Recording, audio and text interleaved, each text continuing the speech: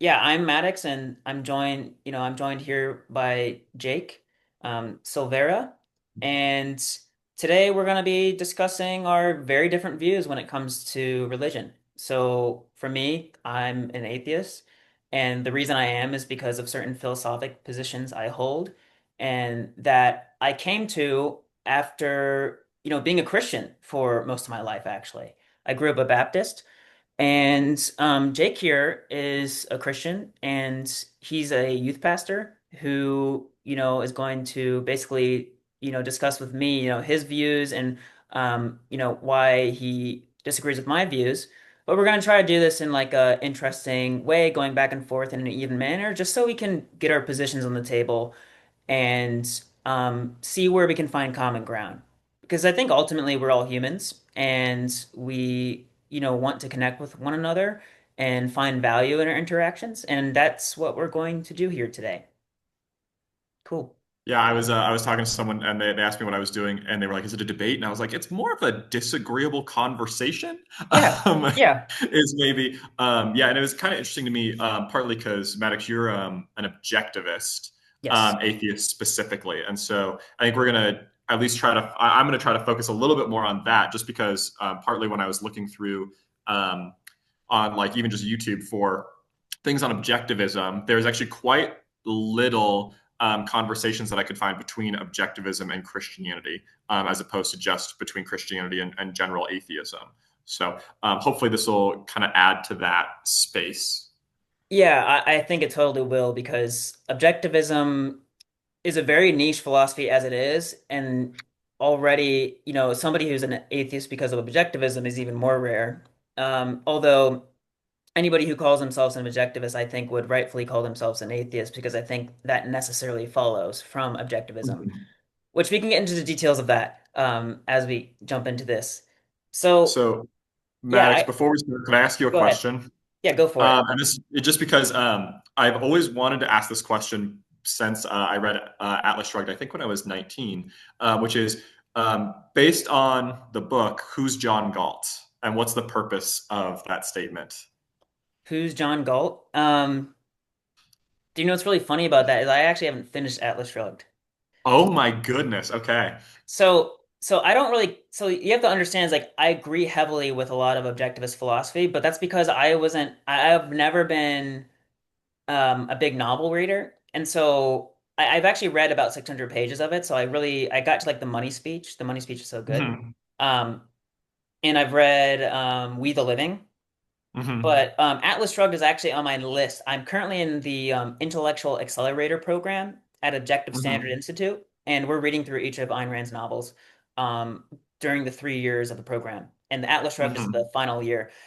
Anyways, yeah, I've read a ton of her philosophy. So I've read Introduction to Objectivist Epistemology, Objectivism, The Philosophy of Ayn Rand, which are both like really thick technical books. Hmm. And personally, that's what I'm interested in. So I can't really answer that question because I That's haven't okay. gotten to the end of the book. Are you okay? Are you okay if I spoil some of Atlas Shrugged for you? Honestly, it's Um, been spoiled already to me. that's So what I like, figure. yeah. Okay, perfect. Sorry, continue. Um, yeah, that's all I had to say is that I've studied her philosophy, but I'm not very much of a novel reader. Yeah. So I think you're going to start out with defining what objectivism is Yes. as a framework. Sure. So I can try to summarize it in its essence. So objectivism is basically a philosophy with a few well, I'll start by this, like just by explaining what philosophy is, because I think it's even easier to start there. Philosophy is basically the study of man's relationship to reality. And this is kind of like the objectivist view of it, but I think a lot of other philosophers will agree, like, hey, yeah, philosophy is focused on trying to understand what the, whole, like the most fundamental and broadest ideas of human nature and reality and the relationship between those two. And so in objectivism, or in philosophy, there's five different branches. There's metaphysics, epistemology, ethics, politics, and aesthetics. I'm good at like the first four, but then the fifth one I have no clue about. I'm still getting into that, but I'll just try to like explain like what objectivism's position is in each of those first four because those are probably like the most essential. Um, so in metaphysics, metaphysics is the study of existence as a whole, and it's concerned with questions like what is existence? You know, what is its nature? What are like the most fundamental truths about everything that exists? And so in objectivism, the its view is that reality is absolute and it has a fundamental nature and each thing has a fundamental nature. So basically, it summarizes everything into the position of A is A, which is just a formulation of the law of identity. The law of identity basically states that a thing is what it is, and also by implication that it it can't be, not it can't be like the opposite of what it is. So this is also known as the law of non-contradiction. So right there at the very base of objectivism is this idea that things exist, existence exists, everything has an identity, and a thing has to be what it is and it can't be what it's not. And these are basically like the principles that all logic runs by. Like you can't actually think logically unless you have this base. And objectivism tries to make this as explicit as possible from the ground up because in order to have a consistent philosophic system in its view, you must adhere to those throughout every single idea. So that's metaphysics. And there's actually some epistemology in there too that I kind of slipped in. Epistemology is the theory of knowledge and how we gain knowledge. So it's concerned with questions like how do we know anything? What is truth? What is false? And how do we form concepts and propositions that we can then use to eventually guide our actions, which is what ethics is like how do we, know what's good and bad, and how do we act in toward what we need and what we value, given what we know and how we know how to know and how we know about reality. So you can kind of see there's a connection with everything. It's metaphysics concerned with everything, and its identity, and then epistemology is about understanding all that identity to then guide one's actions. And then eventually that leads into politics, which is basically just ethics applied to politics. Obviously, there's a lot more that I could dive into here, but this is in essence my position. But let me focus on epistemology real quick. The one point I want to make there is that I view reason as an absolute.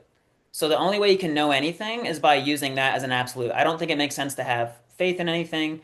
Um, I don't think it makes sense to appeal to an authority and believe what they say to be true just because they're an authority. Everything boils back down to reason and evidence. Evidence being the things that you can directly perceive with your five senses, um, or evidence being a concept that maybe is abstract and you can't directly see it, but it ultimately ties back down and can be, it references something that exists ultimately. And so that's my position in epistemology. And I think that's what matters for a conversation here today the most. So, yeah, with that said, that's as succinct as I can make my position at the moment. Fair. Um, so could I ask a clarifying question? Yeah, go for it. Could you define reason? And then also, do you believe that objectivism has a commitment to materialism? And if so, why? Good questions. So, reason is basically the faculty or the ability that is distinct to humans to integrate or combine the data of our senses. So, we take in all this data, and then humans are interesting because we're rational animals. We're able to look out at the world using our senses and then form concepts. A concept is anything that represents something out there, but isn't exactly that thing. It's a basically like a mental grasp of that thing. And so we can all do this. We can kind of see ourselves doing this when we look inside. We can go, oh, like I can see that, I can think of the idea of a cat. And there's no cat before you, but you can think of an idea of a cat. And that idea is a concept. And that is a product of your reason. You at some point observed a bunch of cats, you looked at their similarities and went, there's something similar going on here. Let me form an idea of them in general. And that's kind of what reason does on one end. On the other end, that first thing I talked about is called induction. And then the other end is taking your inductions and deducing things from that. So, for example, if you look out at all men and then you realize the commonality between all men is, well, they're rational, but also they all happen to die eventually. And then eventually you can reach the generalization, a principle that all men are mortal. And then you can use that to deduce that, a particular man is mortal. So, for example, you say all men are mortal. Socrates is a man, therefore Socrates is mortal, which is kind of a classical syllogism within logic that I think Aristotle came up with. But basically, that's what reason is it's both like an ability to induce and then deduce. Ultimately, all of that functions by us being able to see things directly with their five senses, much like animals. But then the added thing is that we can actually form concepts. So animals operate on the perceptual level, humans operate at the rational conceptual level. To answer your other question, is objectivism a materialist perspective? Based off what all I just said, no. And the reason it's not is because we have a consciousness and we can see that there's some type of non-material thing going on, and to reduce all of that down to just matter doesn't make any sense because it's obviously different. Because we can introspect and see that there's something different going on. Um, and the people who say that, all this is a product of matter, like, I mean, maybe there's something going on there, but I think that's a bit reductionistic. Because if that really is the case, then that means our minds are determined by matter, given the nature of how matter operates. And, a billard ball hits another billard ball, a pool ball. And, that's kind of like the idea in materialism is that things do, act in like deterministic ways, and then therefore your consciousness would have to too, if it could be reduced down to material causes. But it's obviously the case that we have free will. We can choose to think or not. And that's yeah, that there in objectivism, the idea is that there is a spiritual component, spiritual being like your mind, your consciousness, that's non-material, and then there's the material world. And whether or not that is ultimately based in matter is a something for science to determine. But philosophically, I think it just makes sense to identify it as non-material. So hopefully that answers your questions. Yeah, thanks. Uh, I appreciate that. I yeah, was actually just kind of surprised because as far as everything I've heard about objectivism from like research on objectivism, there seems to be a lot of commitment to materialism. So I'll be curious to hear you explain that a little bit more as we go. Um, yep, so I'm going to talk about what it means to be a Christian and kind of what that framework entails. So Christianity, part of the problem for Christianity is that over time, it became such a part of the Western ethos that um, that a lot of the things from Christianity became to be assumed, and also a lot of like the misperceptions of Christianity based on history and society kind of became what you would call like common truths or like factoids, like facts that aren't entirely true. Anyway, so saying that, I think it's important to think about Christianity in its essence and not in its expression, because just like with objectivism, people are going to express it like well, and people are going to express it poorly. And it actually, what it is what matters, right? And so Christianity, at its very basis, is based in the idea that there is a God, that God is personal, right? So God is omniscient, meaning all knowing. He's omnipotent, meaning he's all powerful, and he's omnibenevolent, benevolent, meaning all good, and he is what's it, omnipresent, meaning he is present everywhere in a spiritual way. So that said, we see this God created the universe, created the world, and created personal beings in the world. From there, if you know the story of the Garden of Eden, because free will is important to God, and the reason it's important is because God wants a loving relationship with his creation. So he creates people in the world so in a way that they can turn against him or turn away from him. That's what we call sin. yep. And so when Adam and Eve in the garden, they do the first sins, they allow sin in, they break the one rule in the Garden of Eden. And they separate themselves from God, and they kind of blind themselves to who God is through sin. And the story kind of the Bible is God's reconciliation project with humanity. That because people have free will, God is going to um, move into creation, and that's through prophets who are human, and then finally through himself becoming human, coming down into creation to basically reconcile creation to himself through the cross. And in that process, Jesus says at one point, he says, if you've seen me, you've seen the Father. Basically, he's trying to say that he is the full representation of God in a sense that we can now have a greater understanding and relationship with God. And the point through all of this is that at the end, when Jesus returns, he's going to um, finally recreate or renew the earth and reconcile the earth to himself fully.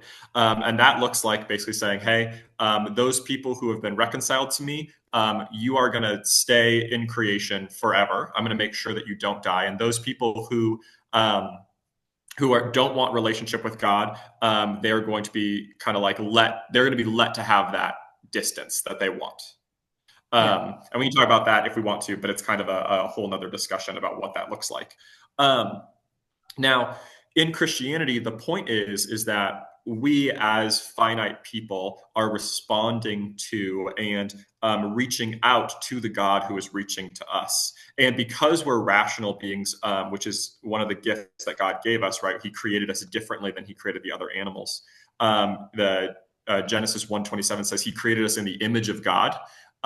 Meaning that he gave us some way, like he gave us ways to reflect God in the way that the animals and the rest of creation can't. And he gave us dominion over the earth. And in that, he wants this relationship with us that we are his representatives to the earth, to each other, and that we all relate to him. So that's kind of like the basis of Christianity. And the reason that is so helpful for philosophy and metaphysics and epistemology and all of this stuff is because what it does is it gives us a basis for, number one, who we are. Number two, how we got here. Number three, it gives us a very strong moral framework based on who God is, which we're going to talk about in a little bit. And it gives us a framework for knowing kind of what the purpose is for us in the world. And that purpose is to relate to God and relate to each other and reflect him into the world. Cool. Thank you for summarizing. Um, I'm trying to think of where we should go from here. So we have I think the next question we have is what is truth and how do we find it? And Mm-hmm. yeah, I think we could probably start there. So I guess we could bounce back to my side and Mm-hmm. then go over to your Sure. side. Okay. So I think yeah, I think the way we find truth, in my opinion, is we look out a reality using our five senses, and then we identify facts in reality. And then we use our minds, our reason to do that in a non-contradictory manner, which means using logic to do that. So, if I see a coffee cup and I see a coffee cup over a long period of time and I use it over and over again and it doesn't just like change its nature randomly, it doesn't just like melt before my eyes. I know that it's a stable thing that it's not going to change its nature. And because of that, because things have their nature and I can see that, then I think we all kind of grasp this implicitly on some level, where we look at reality and we see that things, are the way they are, and then we can use that to as a basis by which to reach higher levels of abstraction. And then you can get up to abstract concepts like love, justice, knowledge, all sorts of stuff like that. And then you form philosophy from there, basically. So I think to I think when it comes to like certain truths, like they're pretty self-evident. Like it's just super easy to know I'm sitting here in this chair talking to Jake. Like that's pretty straightforward. Of course, there's some other truths that are a little bit more complicated and take more validating, and that's kind of what, science is all about. So, but ultimately the whole process of truth finding boils back down to we need to go through a rigorous process of looking at the evidence and trying to reach conclusions based on the evidence. And yeah, that's in essence how I think we can find truth. How about you? Yeah. So I think what is truth, right? And I think you've talked about this a little bit. And I think one of the positive things about objectivism is that it comes to a lot of the same conclusions that Christianity does. It just takes, I think, a different route to get to a lot of those truths, which I think can end up with some problems. But the idea that truth is what is, right? Truth, I've heard it, and I told you the other day. Truth is what hits you when you don't duck. Basically, the idea that truth is what's going to happen regardless of what you believe about it, or truth is what is regardless of what you believe about it.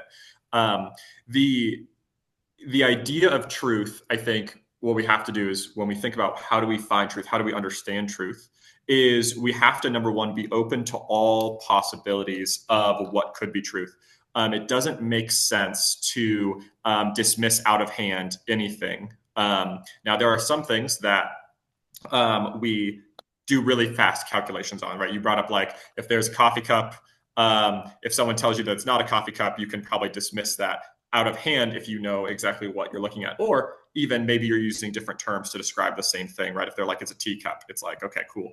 But at the same time, what we are doing is we're running through what you said earlier is the A equals A idea, or even A plus B equals C ideas, right? We're doing rapid syllogisms, we're doing rapid logic to find Yes. out those things. I think the thing about Christianity is that unlike a lot of other belief systems, it's not willing to kind of out of hand dismiss some things. Whereas a lot of people out of hand dismiss spiritual experiences or out of hand dismiss that God could exist. I think the thing about Christianity is it following the same logic, um, the same arguments. We come to the conclusion that God exists, and I think because of those same like arguments and following that logic, we end up with the ideas that Jesus is who he said he was and did these things. And I think kind of it has a little bit of a larger realm for truth or for discovery because it doesn't cancel out certain kinds of evidence for the fact of like trying to get to certain conclusions. If that makes sense. I'm not sure if it does, but we can dig into that if you want. Yeah. Do you Um, have a follow up question that you can that I can yeah, help explain better? yeah, I think there's a few things I do disagree with. I think it is possible to dismiss certain things out of hand. And Mm-hmm. but again, like it's not like you should just go around going, well, I don't like the way your claim makes me feel, therefore dismiss out of hand. I think there's an objective standard by which we can do so. And that standard is basically when somebody makes a claim and then they just say, well, you just need to believe it because, Mm-hmm. you have to have faith. And then if you have faith, Mm-hmm. then it's true. And I know Mm-hmm. that we have disagreements about what faith means. So like I want to define how I'm using faith here, just so people have the concept, even though I might be using a word for it that they don't Mm-hmm. think is the right word for it. Mm-hmm. So besides, that term faith, let's look at the concept here that I'm dealing with. So the concept I'm focusing on is blindly believing something to be true, meaning Mm-hmm. believing something to be true in the absence of evidence. And I think that is wrong completely. Like you shouldn't believe anything without any evidence. Just because somebody claims that, Smurfs actually exist and, Mm-hmm. they're actually like hanging out on your desk, for example. If somebody claimed that to me, I would say, okay, point to it. They couldn't, Mm-hmm. unless, they were doing it in like a funny way where it's like, oh, like it's actually like a fake little Smurf that I put on your desk or something. But Mm-hmm. like for them to actually prove that, they would have to, point to that evidence. And if they can't, then I can just go, okay, you don't have evidence, dismiss out of hand. But Mm-hmm. in a sense, it's still So, not out of hand because yeah, I know you're gonna say something, but yeah, mm-hmm. you're still using, evidence and asking them for Mm-hmm. evidence. So you're giving them a chance, but if they can't provide that, then again, what the principle here, the other principle is the technical term for it is the onus of proof principle, Mm-hmm. meaning the person who makes a claim is the one who has to present the evidence in support of it, and if they can't, Mm-hmm. then you do not have to believe it. And I Mm-hmm. think an important thing here is that this principle applies to our judicial system in America, at least, when it's justly Mm-hmm. functioning. For an example, the principle innocent until proven guilty is based on this idea. And the reason Mm-hmm. it is because if somebody, like a police officer claims, oh, you committed this crime, we have this evidence, but it's actually just like, circumstantial, Hmm. then it is not up to you to disprove your guilt to them. It is up to them to provide the evidence. The onus of proof is on them to provide the Hmm. evidence to prove your guilt. Anyways, so that's kind of my I think my objection to this idea that we can't dismiss things out of hand. Hmm. Um, So and I I think think there in that there you said, is. hey, out of hand doesn't actually mean when you say out of hand, you're not meaning out of hand. You're meaning we can dismiss it if there's no evidence presented. Now, at the Yeah. same time, I would say because like this is space of when I say out of hand, right, I'm using the definition of you can't dismiss something just because you don't want it to be true, right? You have to Yeah. dismiss it on the basis of evidence or lack of evidence, which isn't out of hand. And in that space, like if there was evidence, we would have to follow that evidence where it leads, right? And I Yep. find that too often people, what they do is they start redefining what evidence is so that they can dismiss the Christian understanding of the world, or they can dismiss God's existence.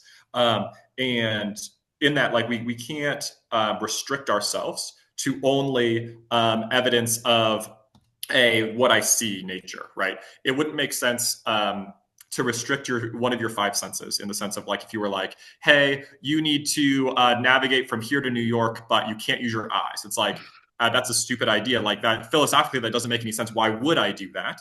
And I find too often in the search for truth, people because they go in thinking, well, I'm on a search for truth, but X can't be the answer, and so I'll just turn off my eyes, or I'll turn off my understanding of history, or I'll turn off my understanding of like testifying evidence. I'll turn off those Yeah. understandings so that I don't have to come to the conclusion I don't want to. And that's what I mean when I say dismiss out of hand, is Okay. dismissing in the not in the absence of evidence, but in the presence of evidence. Yeah. And I agree with that position. I think objectivism puts it this way that we should do full context thinking, meaning Mm-hmm.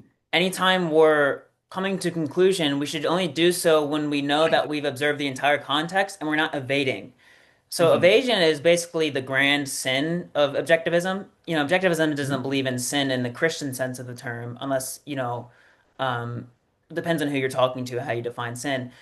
But that's kind of like the biggest bad thing that you can do is evading any type of fact. So Mm-hmm. so like for me, when I think about, and the reason we can get into this into the next section, because I think the next few questions we have are more aligned with like what, our views on our value and morality. Mm-hmm. Um, but to get back to my point, yeah, I agree with you. I think we should do full context thinking, integrate all the facts before us, and not evade. Because when you evade, like for an emotional reason, for example, like when I was a Christian, for example, and I was looking into like different philosophies, I did so because I thought to myself, I've actually grown up in the church. I've never actually explored different philosophies. So how do I know I'm choosing the right thing? Mm-hmm. And I think everybody has to go on that journey in their own way because um it doesn't make any sense to accept something if you haven't explored, all the other good options out there. Or maybe you don't think they're good because maybe the framework you're operating from, says they're not.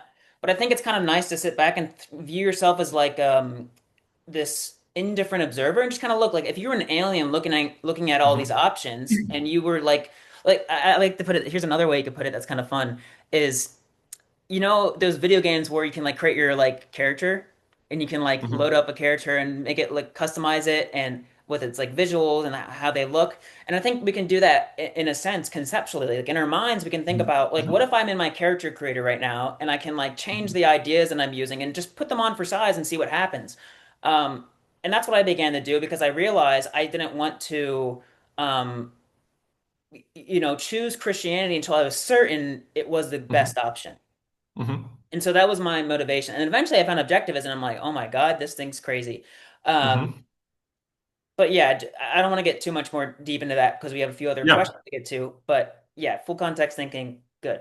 Yeah, it's kind of a, so I'm going to say one thing and then sorry we can move on. But Yes, yeah. the it's an interesting thing because at the same time, I think I'm assuming we would both agree that when you find the truth, you don't have to keep exploring more options.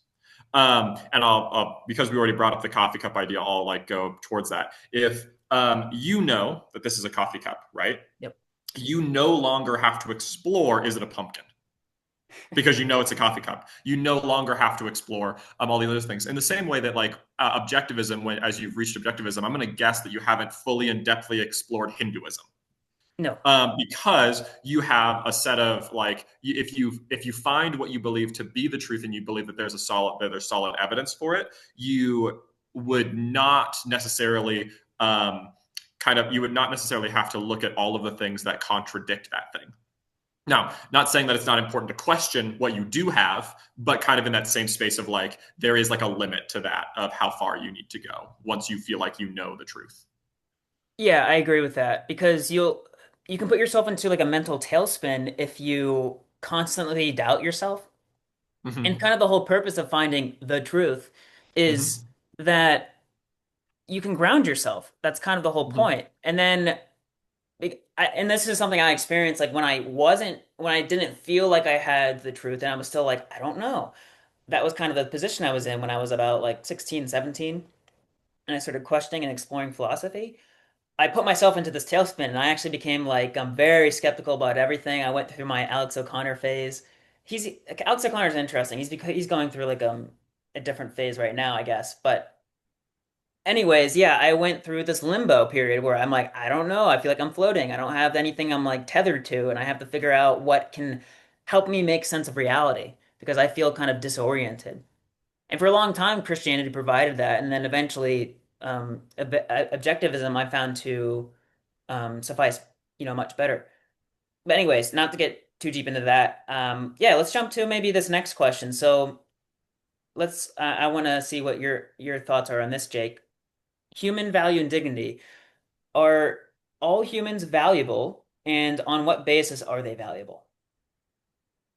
So what are your thoughts on that? Yeah. So in the Christian ethic, kind of one of the things that we do is we go back to not necessarily the decree of God, but we go back to the nature of God and the personhood of God to derive like our values and then kind of like go from there. So when it comes to human value, the reason that humans have value, and this is what Scripture says in a few different places, is that humans have value because God created them and because he created them specifically for relationship with himself. So if you look at the Genesis account, one of the things that you'll see is there's this as God creates on each day, he says, and it was good, right? He created the moon and the sun and the stars. It was good. He created the earth and the oceans. It was good. He created the animals. It was good. And then at the end, it says, he created Adam and Eve. He created mankind, and it was very good. Yeah. And the phrase "very good" in there is tov meod, and tov meod actually like in the culture means very good, but it also has this sense of a life givingness that humans are created not as a part of creation entirely, but as a part of creation that's meant to care for and give life to the rest of creation. And so, because God kind of makes them in this specific place, in this like this place in creation, and in this place to relate to God in a unique way, they have value based on their position to God. And God actually declares this later. He says that if you kill someone, you're violating what God has created, right? If you murder someone, you violated what God has created. And so, in that sense, we say, hey, because people are created specially by God, Mm. that means that they have specific value. And actually, later, all the way in Revelation, we see this phrase where basically it says that at the day of judgment in the new creation, God will give everyone a white stone. And the white stone is a reference to basically like old time invitations. You would give people literally a stone that had their name on it. Oh, cool. And that way that was how you got into a party. So instead of like we basically having like a bouncer right at the party, instead of like you look cool, you would show them the stone. And the stone, they would see your name and they would see like the symbol of the person who sent it to you, and so they would know that you're allowed to enter. And because it's your name, that's why how you're not allowed to give it to someone else, right? Um, and the Cool. point being that God gives you this stone with a name only you know. And the idea of know is not so much like a name that only you like have cognition of, but a name that only you embody. And so there's part of human value is related to this radical individualism that God has created every person as such a unique individual that you have a name that only you embody, that you have a personhood that no one else can embody in the same way as you. It's just Hmm. not even possible. And so, in that, humans have value and dignity because we come from God and we're His reflection, because God has said so, right? But more so because you're a special creation of God that has a special purpose on the planet and in creation. Got it. And just I'm gonna ask a follow-up question just so I can Mm-hmm. like make sure I'm, or maybe just a statement, just so I can like grasp what you're saying to make sure I'm Mm-hmm. like, hearing you correctly. So like your view is that, humans are valuable because God created them to be valuable, I guess. Mm-hmm. Okay. That God created them uniquely for relationship with Himself, as different from like um, a goat or like a Yeah. tree. God created humans as an expression of Himself, Yeah. and as a way to reflect Himself into the rest of creation. Yeah, hence And the so that verses. relational Yeah. aspect is what kind of makes them different in creation. Got it. And that's why there's those verses that say that, the humans were very good, and then there's like Hmm. the idea of we're created in his image. Hmm. So yeah, I get that.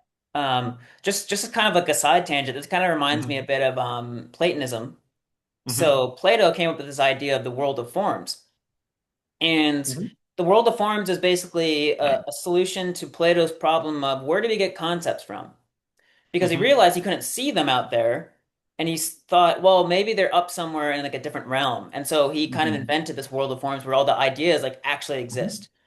And in his view, the ultimate like concept that united everything is the Hmm. good. Hmm. And so what was interesting about that is the entire world of forms like flows from the good in his view. So Hmm. Platonism is interesting because it predates Christianity, and it, it's almost like very similar in a lot of ways, just with different like wording. Um, Yeah. just something to note. Well, Um, it's interesting because the like we can say it predates Christianity, except and this is a much longer conversation. But if we think about Christianity as the logical and honest fulfillment of Judaism, which I think you could make that argument very well. By which I mean I would make that argument. Then we would actually see that predates Platonism by quite a bit. yeah, Um, Judaism does but predate Platonism. yeah, whether or not there's interaction between those, it doesn't really matter that much. Um, in that, because I think kind of going back to objectivism, there's and rationality, there's an ability to see truth regardless of if you have revelation or not. And actually, Romans, I think it's 120, but don't quote me, says that God has given everybody.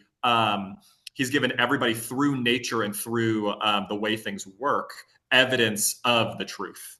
And so it makes sense that Plato could come to that same conclusion. Though I think if we look at Platonism, we'd see he comes to a lot of other conclusions as well that aren't so true.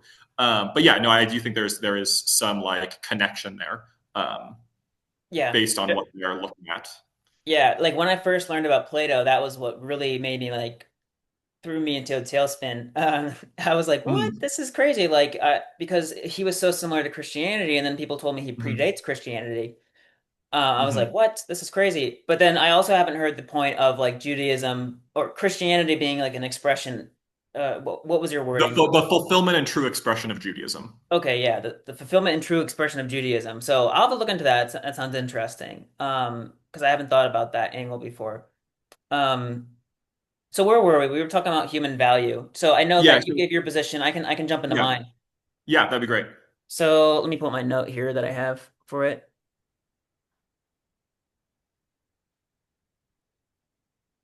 All right. So the way I think about human value is I don't think humans have like this inherent value. But this isn't to say that humans don't have value. Because the way I think about how value comes to be is when we think about it, like we have to ask like why is something of value?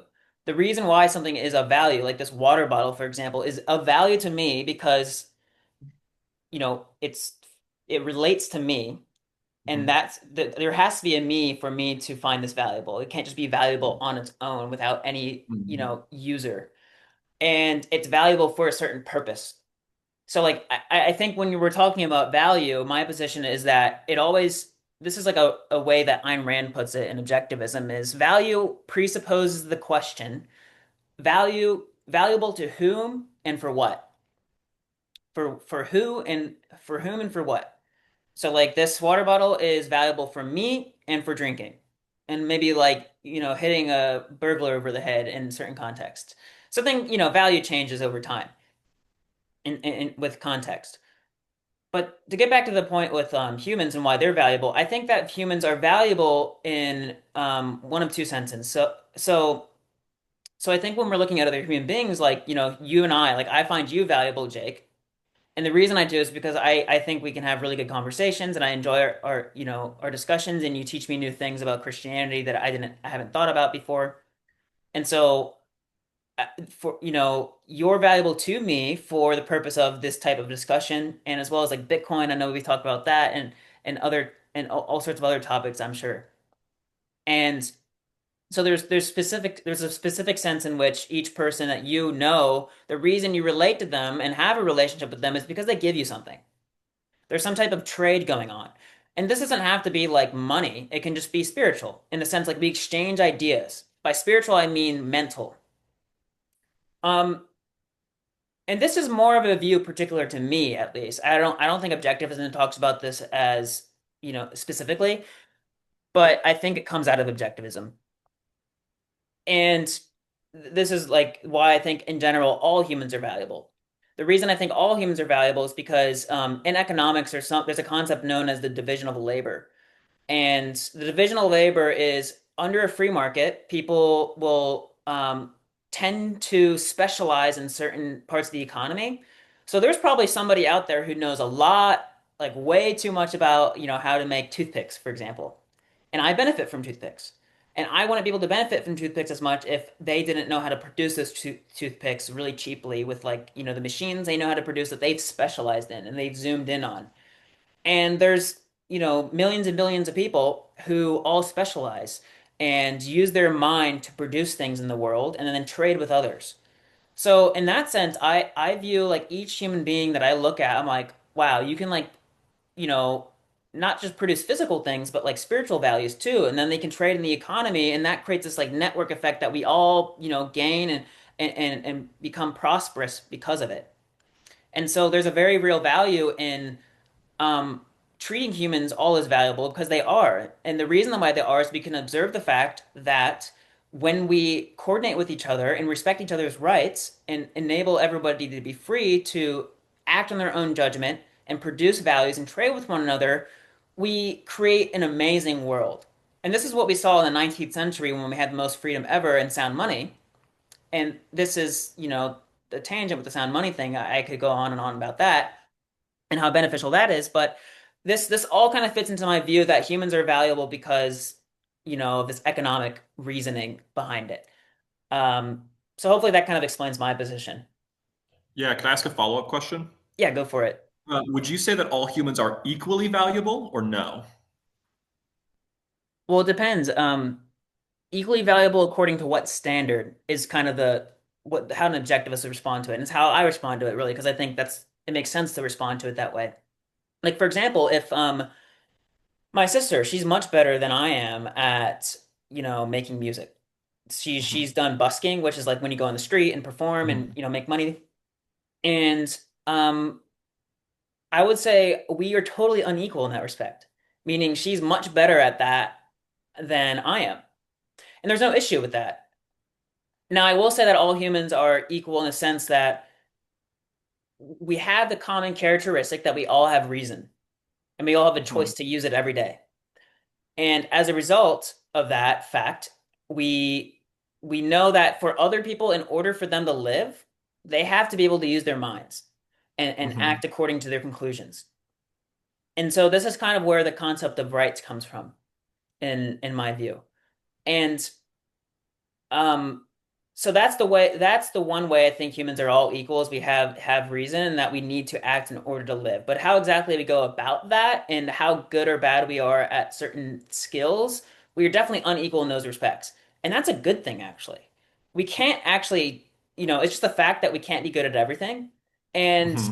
and because we have to focus on things, we can get really good at that, and it's actually very satisfying to become masterful at something as an individual. And honestly, there's plenty of things I don't want to do, and I'm like, I love it that other people love to do that thing that I don't want to do. So then I can just trade with them because maybe I want Hmm. the product of that thing they love to do that I don't like to do, and then I can just take the product, exchange my product for the thing they don't like to do that I do, and then that creates the mutually beneficial exchange.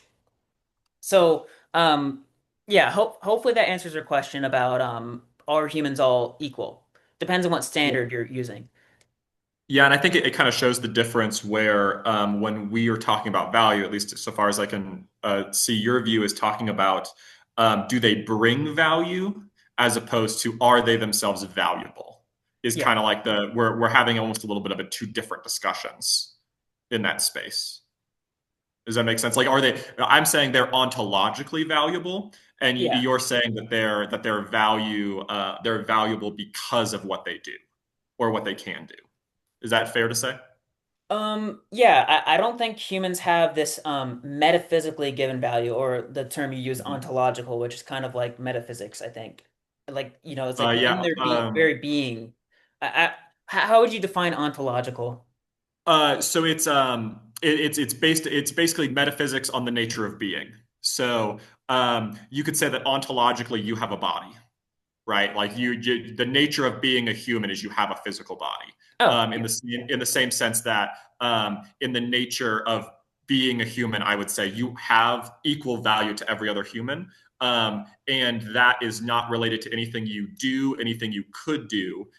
You are valuable because you're a human, as opposed to based on like kind of what you're doing. Does that Yeah. make sense? Yes, it does make sense. Yeah, and I think that would be probably one of the points of disagreement between Christianity Hmm. and Objectivism, as well as other Hmm. philosophies. There's a lot of philosophies out there that say like, humans have inherent value. And I like the Hmm. idea of it. Like I love the idea of humans having inherent value. Hmm. However, I don't think to like where do we get that idea from is kind of like the bigger question because Hmm. and what even value is in the first place and where it comes from. And I think for me, like it makes more sense to identify value as value only pertains to human beings, individuals. So as an individual, things are valuable to me and for a particular purpose. And so somebody on the other side of the planet is valuable to me in certain respects and not valuable to me in other respects. So they are Hmm. valuable to me in the, grand scheme of, division of labor, and they are, a part of the economy, and I hope they're free to do what they want to do and they're producing things. Like I want everybody in the world to be free to do what they want to do and trade with each other. So in that one sense, yes, they're valuable to me. But in another sense, like they're not immediately valuable to me. They're not as valuable to me as like my relationship with my parents or like my close friends. Hmm. There's different like degrees, right, Hmm. of value there. And so Hmm. I think that yeah, the idea that humans have inherent value, I just don't think it makes sense because I can't value is a concept and you Hmm. can't see concepts out there in nature, like physically. So to say Hmm. that there's some type of ontological ontological value that humans have doesn't really compute in my mind. But I would love to Yeah. hear your explanation of why you think that because I think it Well, has it's connection to kind being of God. interesting, right?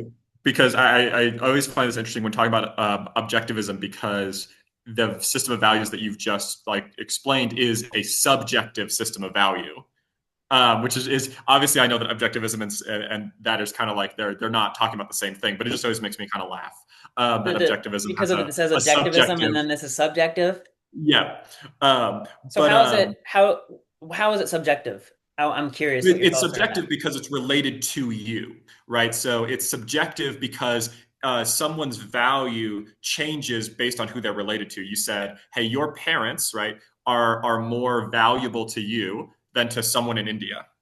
And that someone in India would say the same thing, that their parents are more valuable than your parents. And so that means that your parents' value is subjective based on who the subject is, based on who's thinking about their value.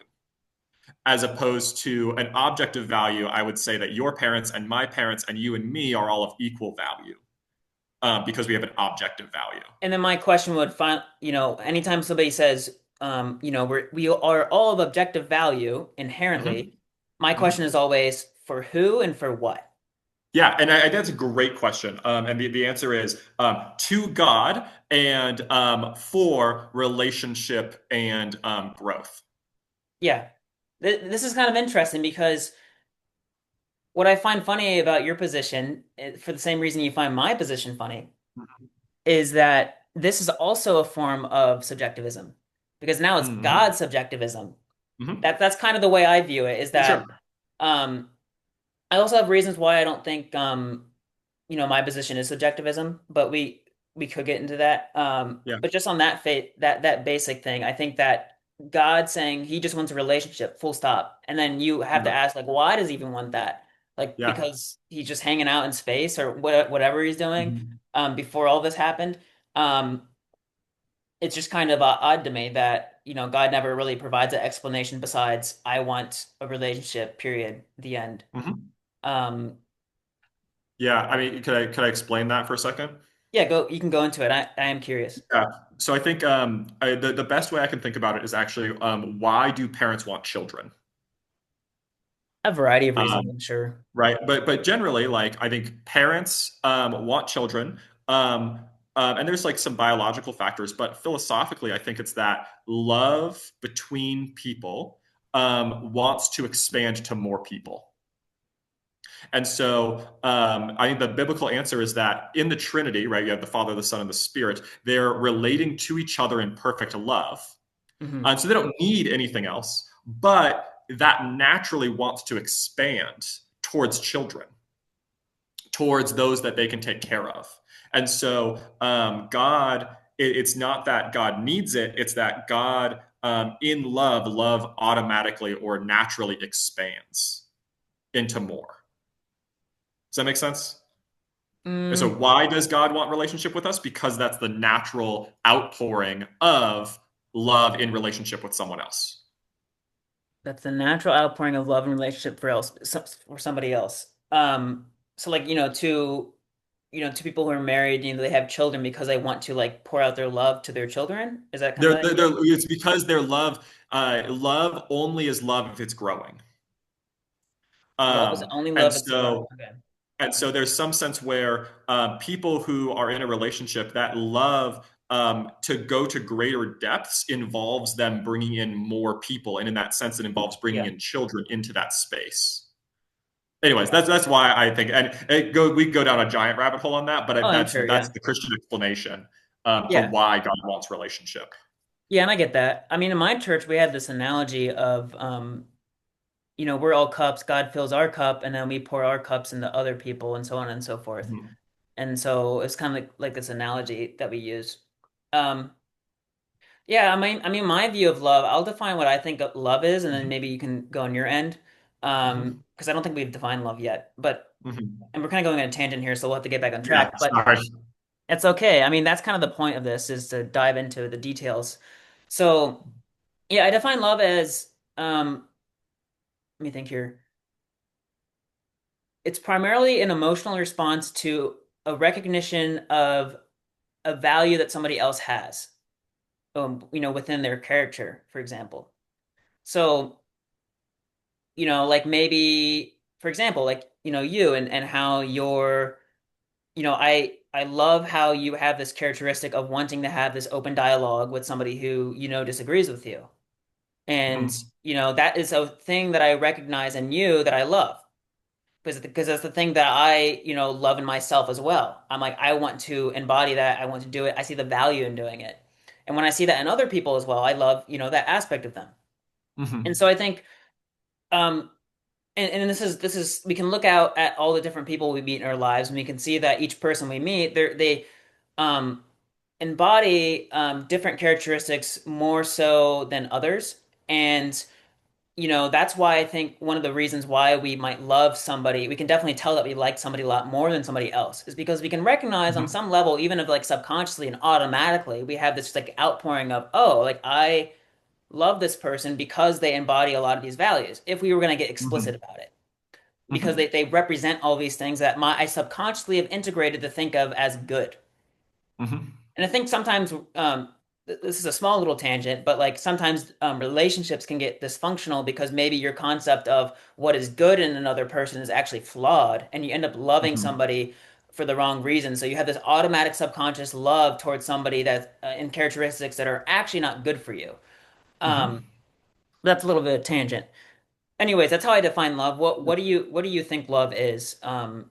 What's your definition of it? Yeah, I would say that love is um, when you want the best for someone else.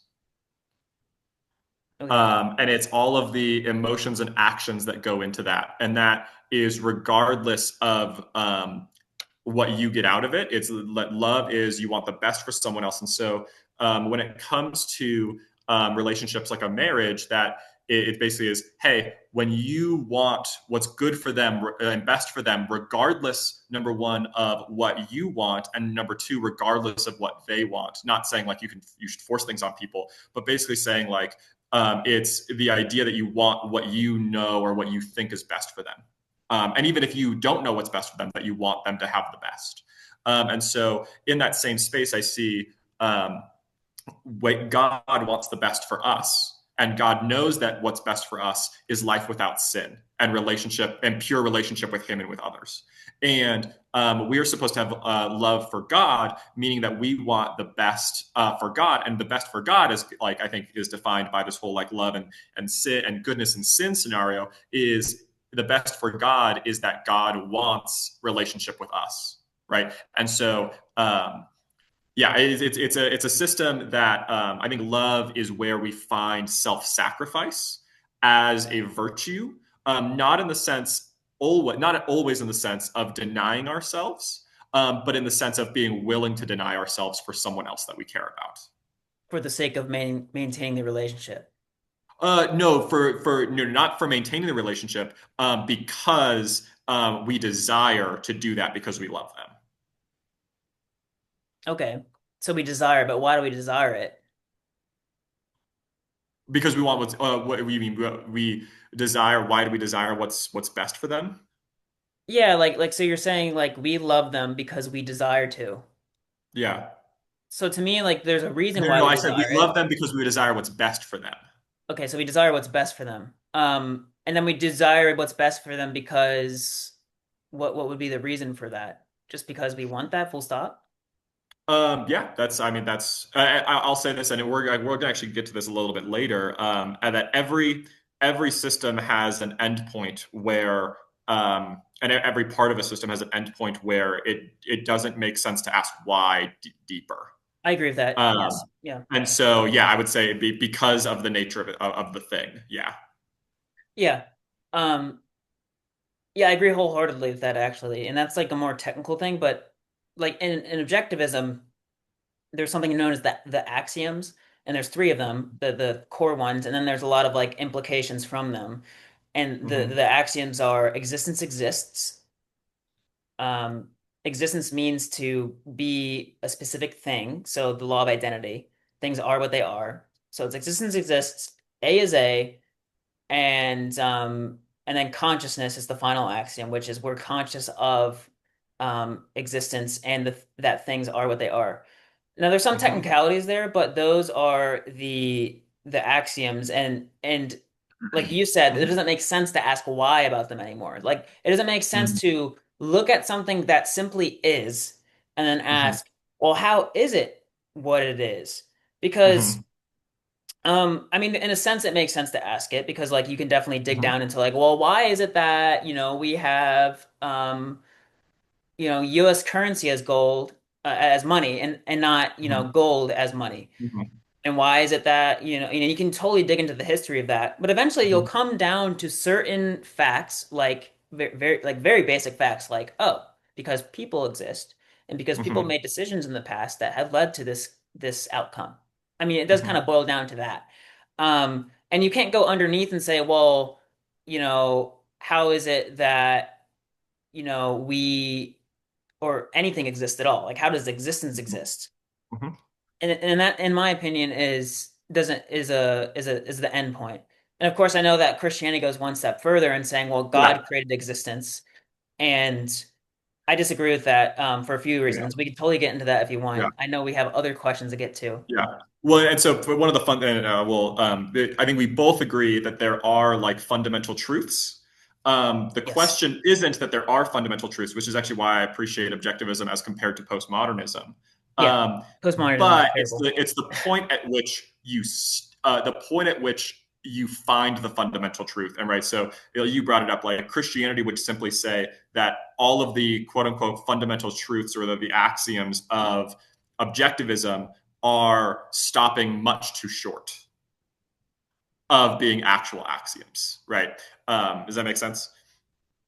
So that's your position that they're stopping too short? Yeah, that objectivism stops much too short of like actual true axioms. Okay. Um, and anyways, but that's kind of like the disagreement is not about that there is objective truth. It's where is that objective truth rooted? Yeah. Yeah, that makes sense. And where do Um, you think it's rooted? I know probably God, well, I I mean, guess. Yeah. it's rooted in God and His creation, right? And that's Okay. the yeah. So do you want to talk about, I think we have on the docket, number one, faith and what is it, and how do you derive morals? Which one do you want to go to next? Um, yeah, let's jump on to faith and then we can get to the next one if we can. Hmm. So, faith, what does it mean and how is it different from blind faith? Well, I'll let you begin by putting your position, Yeah, and then I can object. yeah, yeah, that's fair. And so I think, and I know one of the objections you're going to bring up later is a little bit about faith. And Yep. so one of the things about faith is that we have to make sure that we're not viewing it anachronistically. Meaning we have to make sure that when it comes to Christianity, that we're viewing it in a first century way, not in a 21st century way. And the reason I say that is because Christianity looks at Scripture, right? And we find the word faith in Scripture, the New Testament written in the first century. And so we have to understand it in its context. And unfortunately, that's a little bit more of a complicated context than it would seem at first. And the reason we have to do this is because if we don't, we'll end up running into problems, right? So often when you've talked about faith, you kind of equivocate faith with blind faith, right? Faith with believing in spite of evidence instead of faith, where I'm going to say like faith is following the evidence to trust. Um, and we can't do that because we can't like critique it from an anachronistic standpoint for the same reason that if someone in 100 years or 200 years was reading stuff from the 60s versus now, Yeah. and they were trying to figure out the word cool, right? If Yeah. you go back to, like, let's say, like the 30s or the 20s, and we say, oh, the word cool means it's cold, and then you look at the word in the 90s or the 2000s and you go, oh, the word cool means cold. So that guy asked, like, he was like, what do you like about that TV show? And he was like, it's cool. And they're like, wow, TV could like give you senses like cold and hot. And so all I'm saying is that we have to understand what the word actually means in Christianity as opposed to in other religions or in modern day. And so the word faith comes from the Greek word pistis. And the Greek word pistis has a really big evolution that actually kind of peaks around the first century, which is why it's kind of a more complicated case than you would hope. And the word pistis originally means allegiance. So the first use of pistis that we see in history and like in our ancient literature is in Caesarean treaties. Caesarean treaties are the Persian or like Parthian version of a vassal state treaty. And so what you would do is if a big country came and conquered small country, they would have them sign a pistis contract or a Caesarean treaty. And that pistis contract said a few different things. Number one, it said, you'll pay taxes to us. Number two, you won't rebel against us. And number three, when we go to war with some other stupid country, you'll send troops to come help us. Okay. And so really it starts out meaning very simply allegiance in the same sense that we mean allegiance in the Pledge of Allegiance. Right? Okay. I pledge allegiance to the flag, right? That's what pistis originally means. Well, over time, there's this thing called Koine Greek, and it's a part of Hellenization.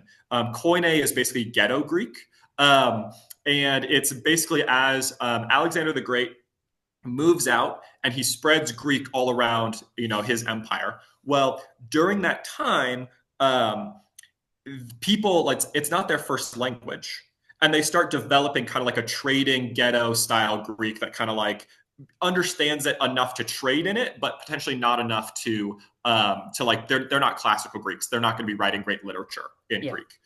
What's funny is this actually Koine Greek as an idea isn't really discovered outside of the New Testament until I think 1896, because all of the Greek that was preserved besides the New Testament was classical Greek. Ah, And the only other where they started finding the other Greek was they started looking in dumps. And they found like people's letters to each other, and they're like, "Oh, we found like this new thing." Anyway, so what happens is that once Alexander the Great dies and the empire splits up, this Koine Greek starts developing over 400 years towards from Alexander the Great towards the New Testament time. And then we also have like Romanization, which also screws up Greek a bunch, but that's neither here nor there. But what we end up with is that it starts moving into this word, number one, loyalty, and number two, trust. mm-hmm. And that's about 100 BC probably, where in a like a personal context, it starts moving into that sense. And then looking at the first century, it starts also taking on the meaning of belief. Now, so what happens is in the New Testament, faith means a lot of things, but it usually means all of those things at once. It means belief, like I believe something, I have mental assent to something. But if you limit it to that, like a lot of even modern Christians do, you miss what's going on in the New Testament, because it's I believe this, so I have loyalty to it.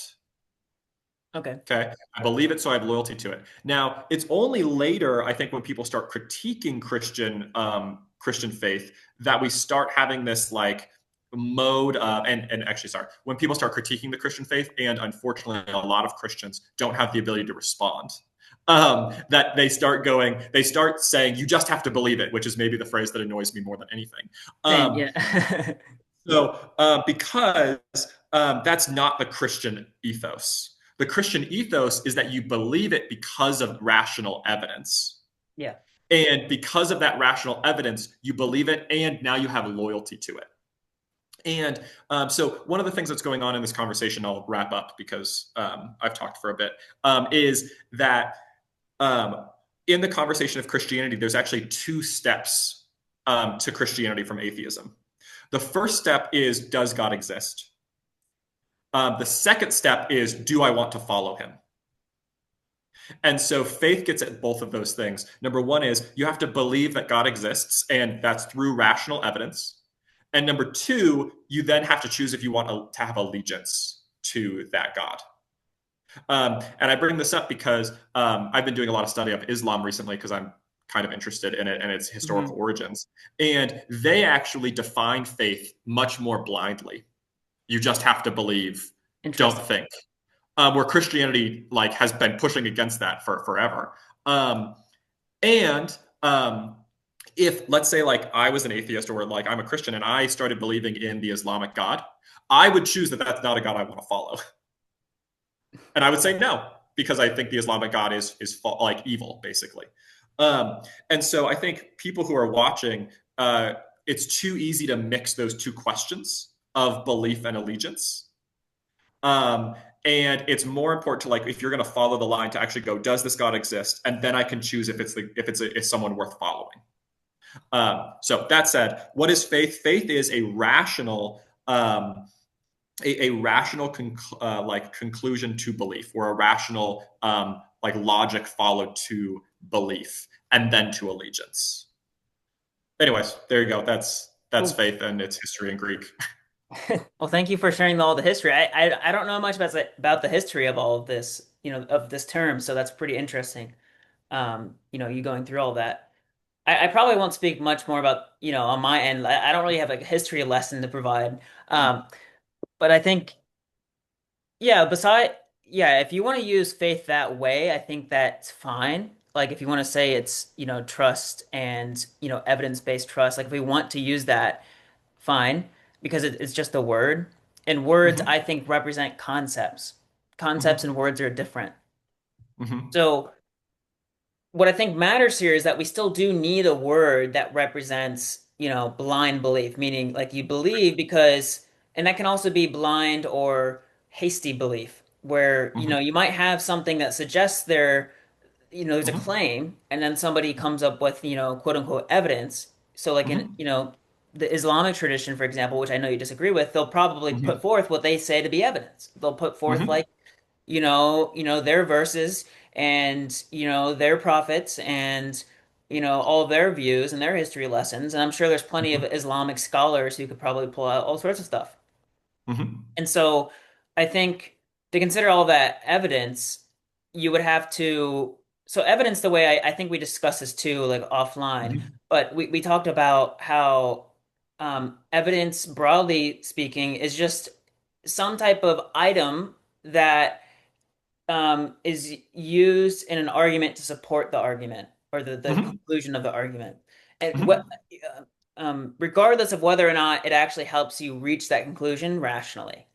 Mm-hmm. Because I think there's all sorts of things that people consider evidence, but if we're thinking about it as evidence that actually leads you to reaching that conclusion rationally, you have to delimit it down to that kind of evidence. So that's like different. Those are two things are different. There's evidence that actually helps you reach a conclusion. There's Mm-hmm. evidence that is just there because you want to be convinced already. You already have your conclusion in mind, and you're just using Mm-hmm. that to rationalize your conclusion.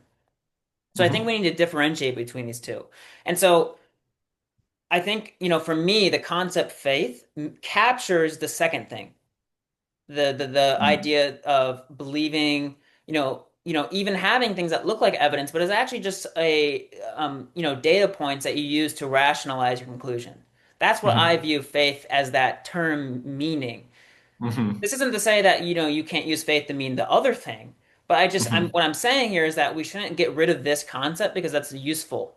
Because we Mm-hmm. can then describe, for example, the blindly believing, we're on the same page there that I think they're believing blindly. Um, Mm-hmm. and I think we need to make a differentiation there.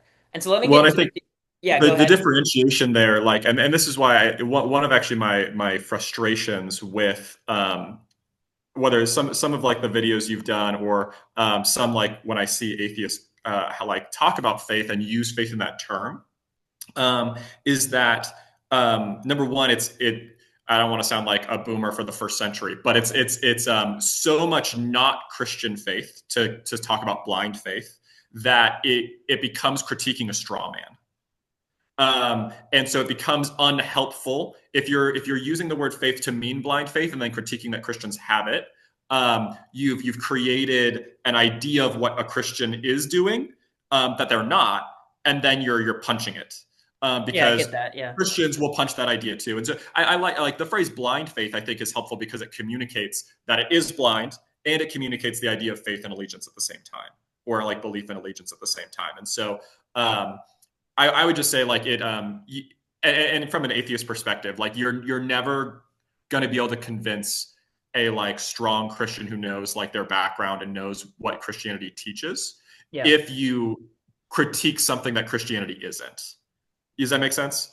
Yeah, I think that makes sense because, I don't want to feel, and I also don't want to be the person, because I know I've made TikToks and stuff, where I Mm-hmm. talk about faith in that way.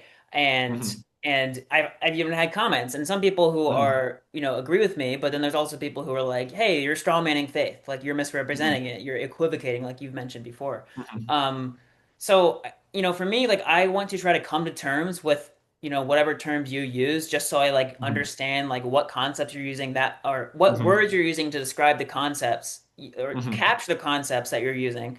That way we're on the same page. Because Mhm. otherwise, we can talk past each other all day, me saying faith, and Mhm. then it turns out we're actually talking about different things. Mhm. We're using the same symbol, faith, whether it's a word or a sound, and we're actually talking about different things.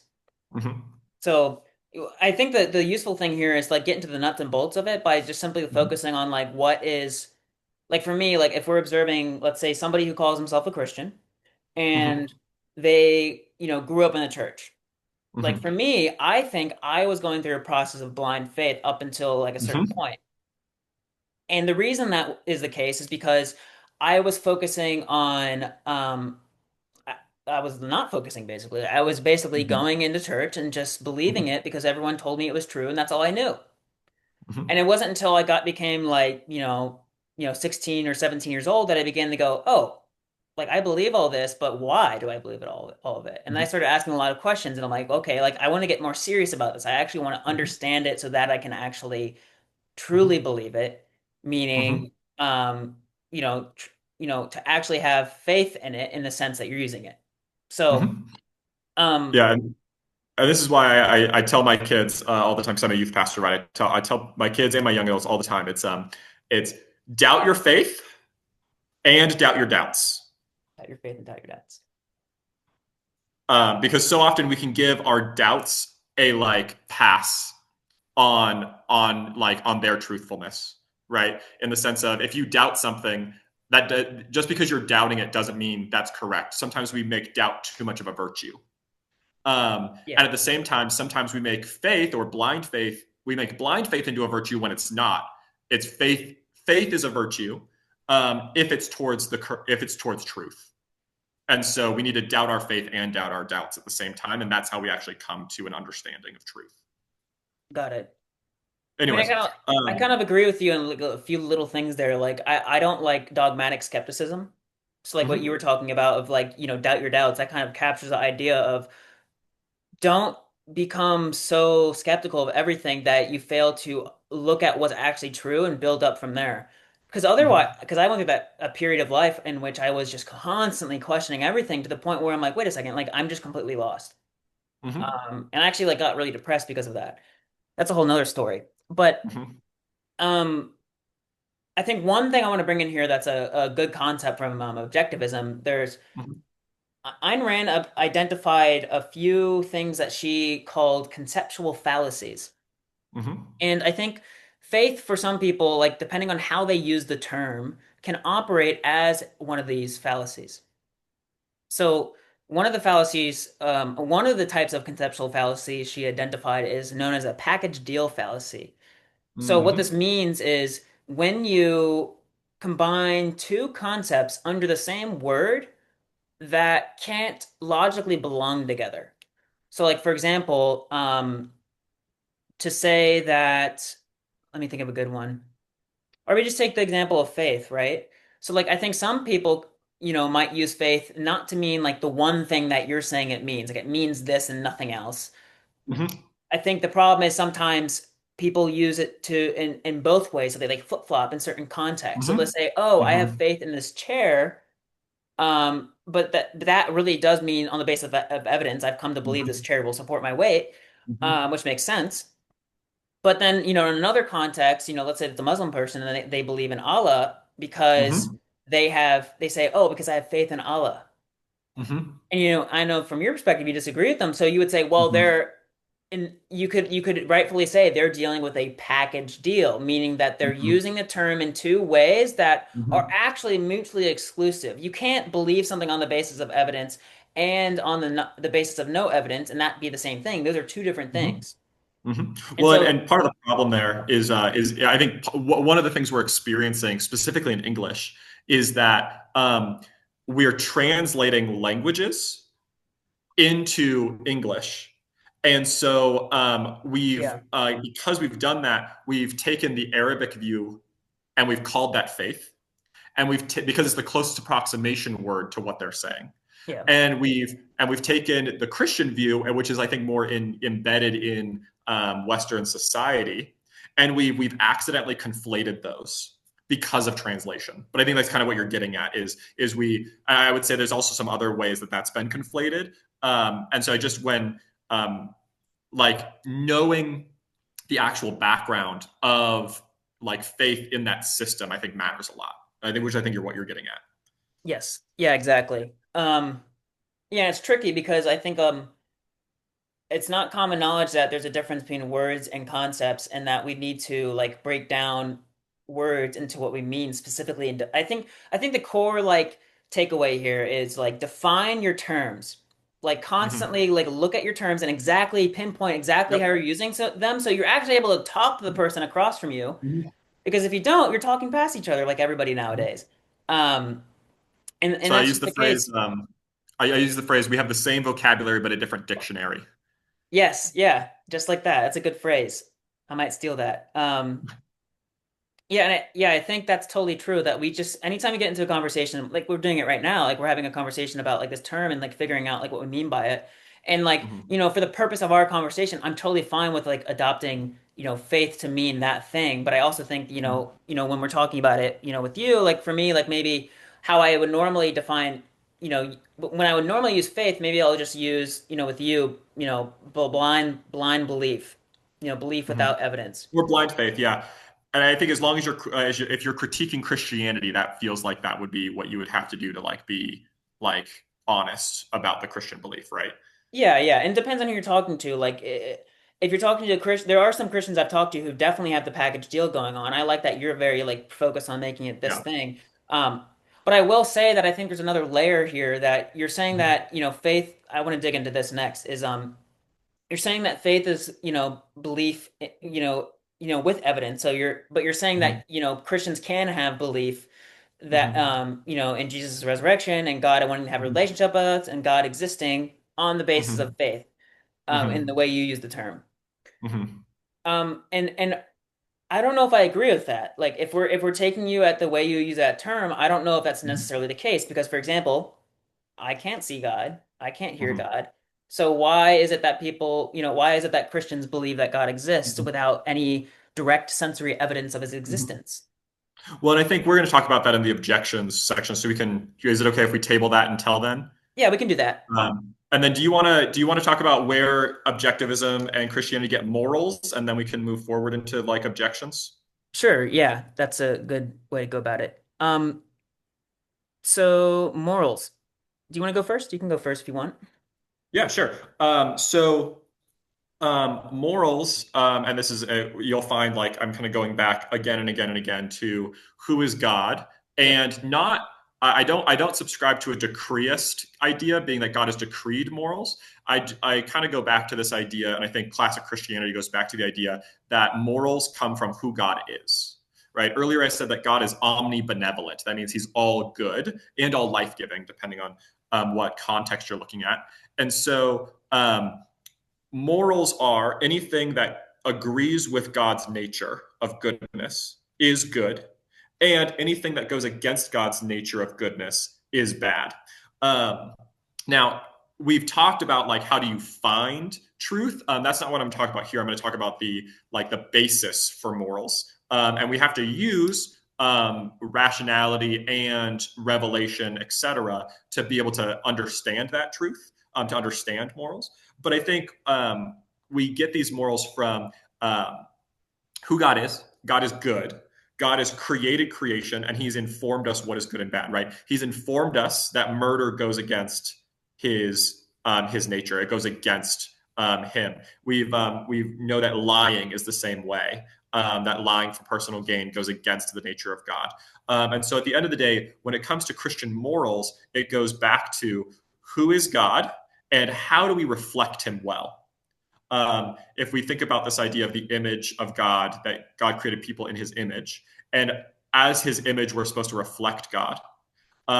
Anything that goes against reflecting God well is something that would be a sin, and so, or something that would be immoral.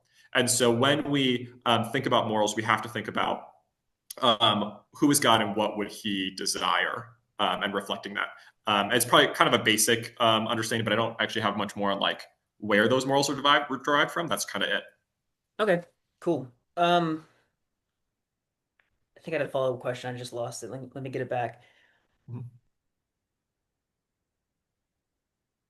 So like to focus on like maybe one of these ideas, like you said that, it come like um you shouldn't lie, Mhm. that moral guide, Mhm.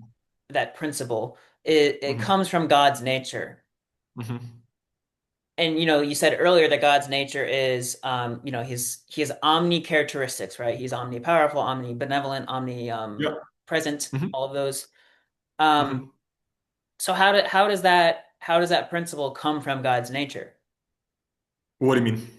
Like how so you said earlier that these types of principles, like do not lie and do not Mhm. murder, etc., Mhm. comes from God's nature. So how Mhm. does that come from God's nature? Yeah. So it comes from God's nature in the sense of if we look at Christ, we see that Jesus says he's the way, the truth, and the life. Um, and so um, when it that's specifically when we're talking about lying, is that if God is the truth and truth goes back to who God is, then truth has value and is important, and thus falsehood is anti that value and against it, right? It's unimportant, or it's lying goes against that truth. In the same way that if God, being good, created other people who are good, right? Created humans who are supposed to bring good to others. Then murder is wrong because murder is snuffing out that good. Does that make sense? So, because God made humans in his image and they are supposed to be doing good and have the ability to do good, if we snuff out that goodness or that ability to do good, then we are transgressing on that idea. Does that make sense? Hopefully. I mean, maybe like so when you say like snuff out they're doing good, like let's say the human's doing good, what does good look like? Like what is that, Well, and I say, why is it good? yeah. Why is it good? Good. So, as defined in like Hebrew, good is life givingness, and that could be in the sense of physical or emotional or spiritual or conceptual, giving life. Right. Like when someone gardens, they're being life giving to the ground. They're bringing order to weeds. Yeah, In the same sense, when someone gives like has a child, they're giving physical and life to someone. Or if we have a conversation over coffee, I'm bringing you spiritual and emotional life. And yeah. so all of those things are good in the sense that they're bringing life to others, to creation. Okay, so like there's a connection between goodness and life. Mm-hmm. That's cool. Well, I like that. I think there's some common ground there actually, because in objectivism, like I view what is good as anything that serves human life, basically. Mm-hmm. And what is bad is anything that detracts from it. Mm-hmm. Now, how exactly that is like showcased, like to me, I don't know if it makes sense to say that like gardening, per se, full stop, is good. It depends on the context. Like things are contextually good, in my opinion. Like for Mm-hmm. example, like if you need to sustain your life, like here's like a very extreme hypothetical scenario. Um, and this is like a view in objectivism of well, before I get to that, actually, like let me focus on my position, I guess. Yeah. The more general position. Like I said, like I think that, what is good is life-serving. And the way we know what is good is not derived from, God's consciousness or anybody's, consciousness on its own, right? Mm-hmm. Um, so the way it works is, you look at reality and you identify that, there's living organisms, and all of the living organisms, including us, have an alternative that we have to face. And the alternative is life or death. If Mm-hmm. you don't act a certain way, you die. And Mm-hmm. so through that observation, we can see that we can derive the fact that we must act a certain way if we want to live. So all moral, musts and shoulds and oughts are always hypothetical. It's always, and it always boils back down to if you want to live, you have to do this, and this, and like all those other things, those other thises come from that first thing that you do, which is Mm-hmm. ultimately the choice to live, Mm-hmm. and the choice to think. So like the Hmm. second you decide, not people don't like consciously decide when they're born, like I'm going to live. They just do. Like it's a thing that you um do automatically, biologically speaking, as an animal. But then once you Hmm. like grow up and you develop your mind enough, you hit whatever that age is, like 25 is when your brain fully develops or whatever. I think it Hmm. happens a bit before that, you fully develop your mind, your reasoning mind. And then you're actually able to identify on a conceptual level and an abstract level, oh, like I face this alternative. I can either Hmm. live or die. And humans are like the only beings on Earth that are conscious of this.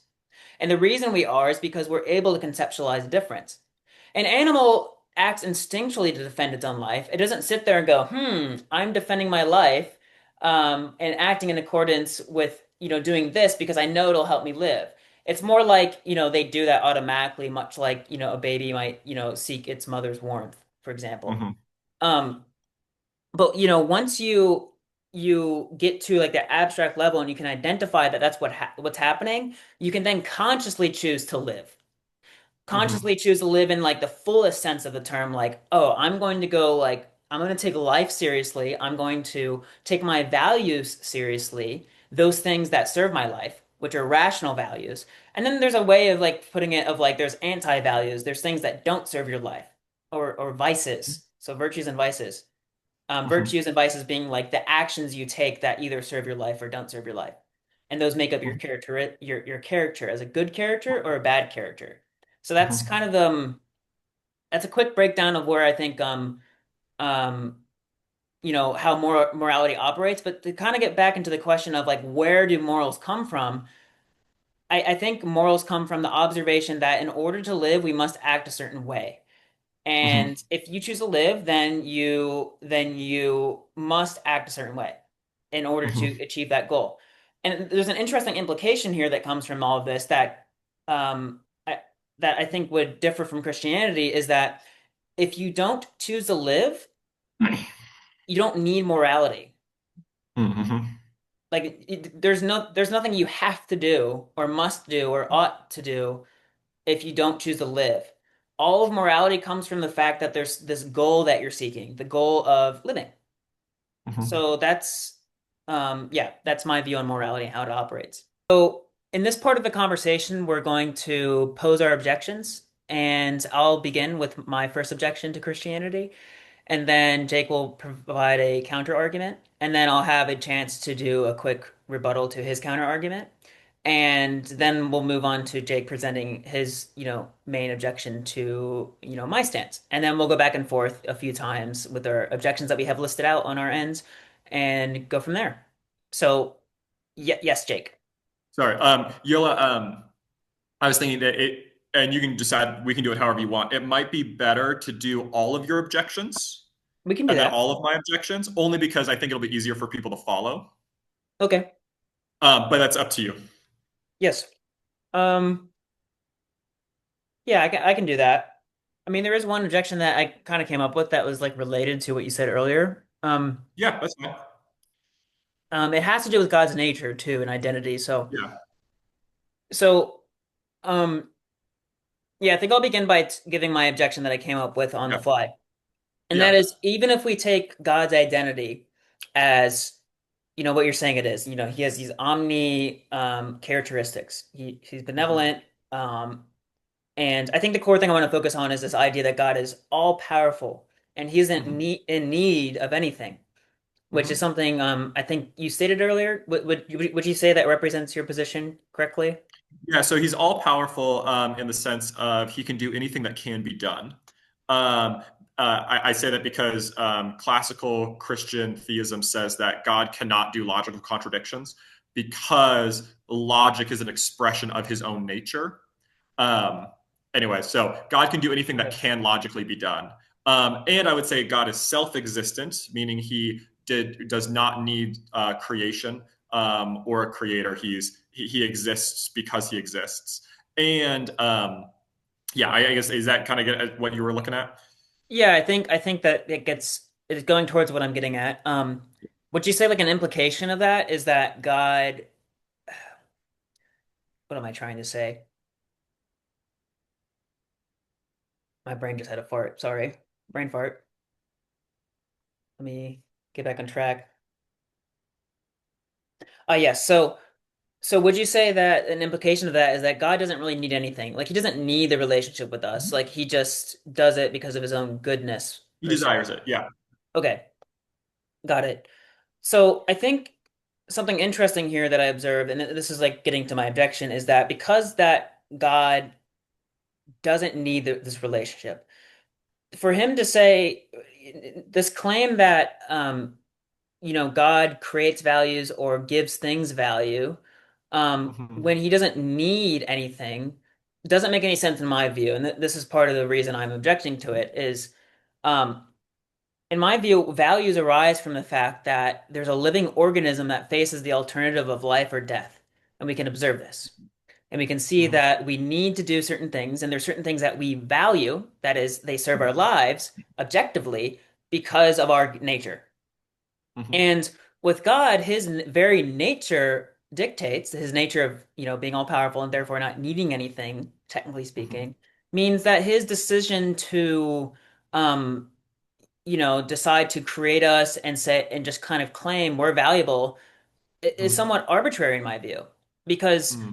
it's just kind of like why would he need to do that? Why Hmm. would there be any value in doing that if he doesn't, Hmm. have a necessity dictated by a life and death alternative that he's facing?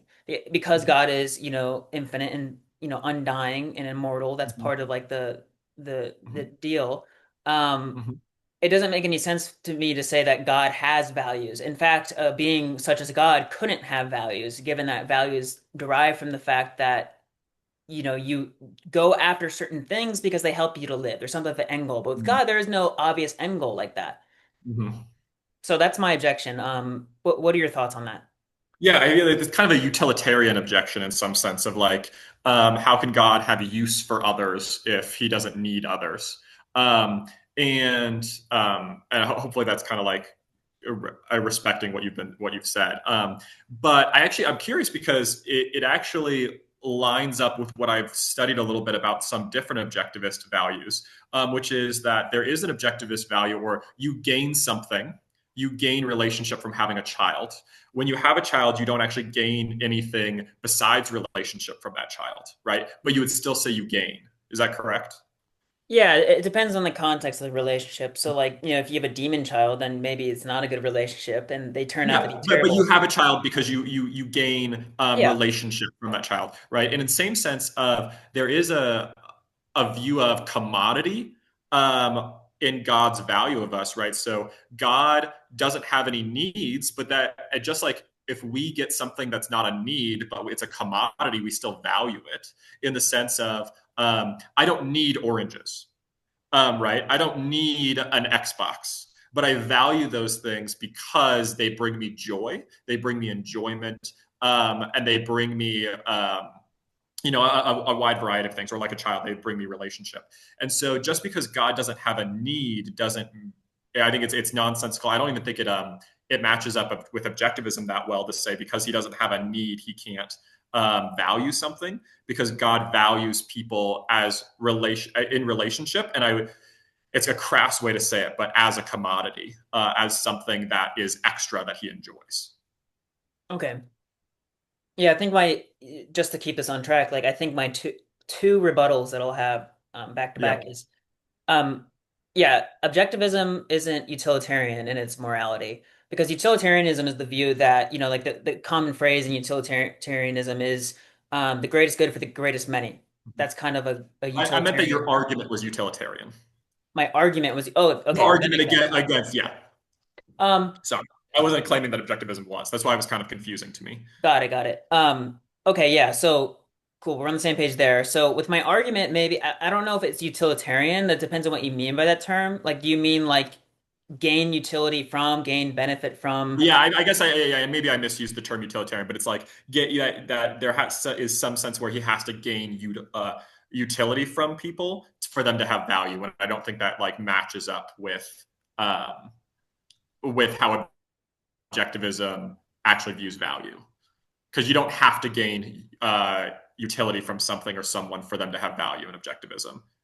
Well, I think you kind of do. It's just it's just a really broad utility. Like what I mean by that term, like, that can be spiritual values. That can be like, oh, you align on the same, like, ideas, you agree on those ideas, even if you disagree, like, us, we gain values just from Mhm. discussing these things.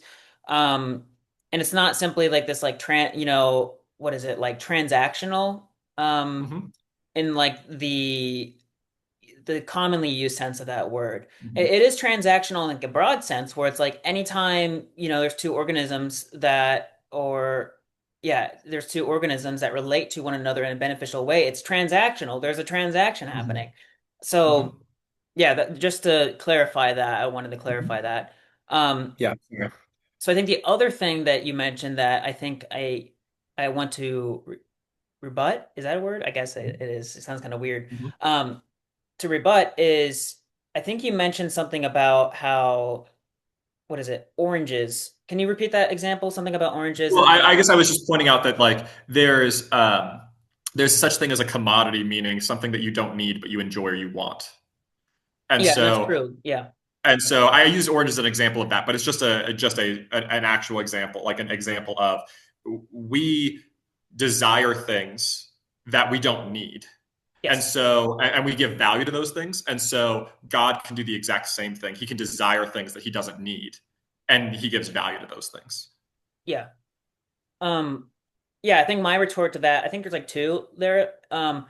A, um, when you like, it's fine. I think it's fine. Like we all do this. Like I'll value things because I like the aesthetics of it, maybe. Like I like something the Mm-hmm. way it looks, and it's like I don't strictly need that.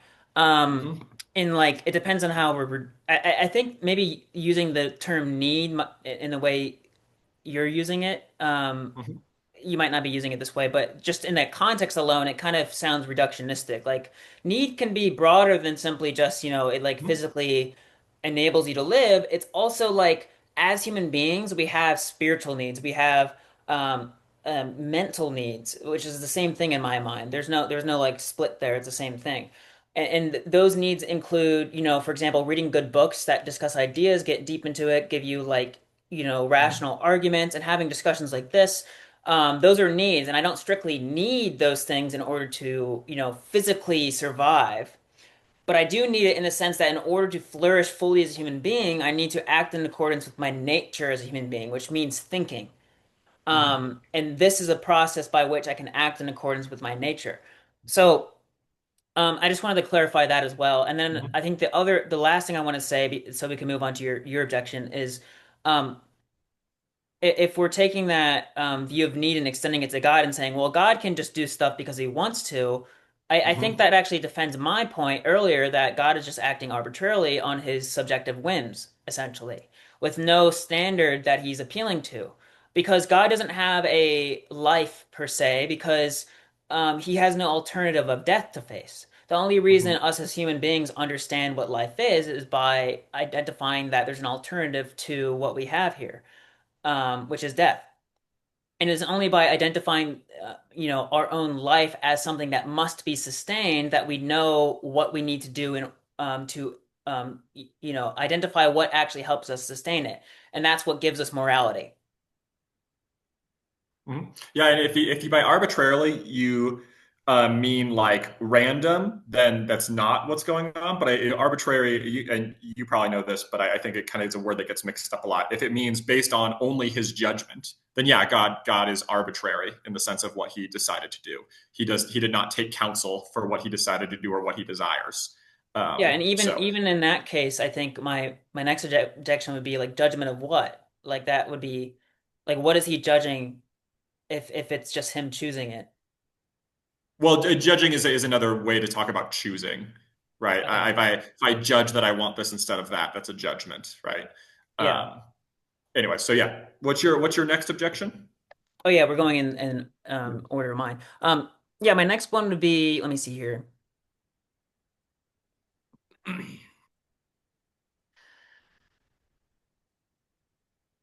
Yeah, so my next objection would be, I'll just read it out the first sentence.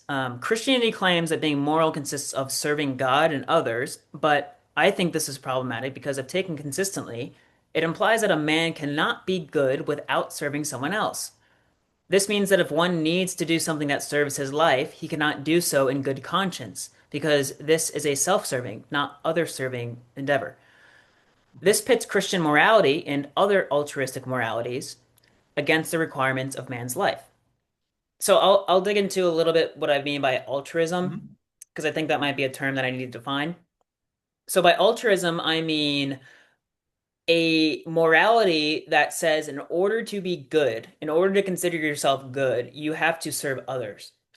And um and serve others in a self-sacrificial way, meaning that you don't get any benefit from it. And I mean that in like the strictest sense, meaning that Mhm. even if you serve someone, quote unquote, without any like um immediately observable exchange occurring. Like it would be obvious if I gave, I used to work at Chick-fil-A and people would hand me money and I give them chicken nuggets, Mhm. right?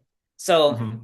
that's an obvious exchange, but there's other exchanges where people will call them and label them altruistic, such as I used to at my church I would hand out food at the food ministry. I never got Mhm. like any like obvious, reward in other people's eyes, but I definitely did. I actually enjoyed being there. I kind of like liked being on my feet, handing out food and like seeing the positive looks on people's faces when they got the food and so Mhm. on.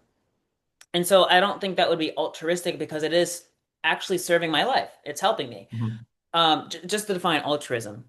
But yeah, that is one of my objections that like what if somebody just wants to live on their own and they're completely satisfied with that, like be a Mhm. hermit? It, should they be considered bad in the Christian worldview if um if they decide to do that because they're not serving anybody and they don't want to serve Mhm. anybody?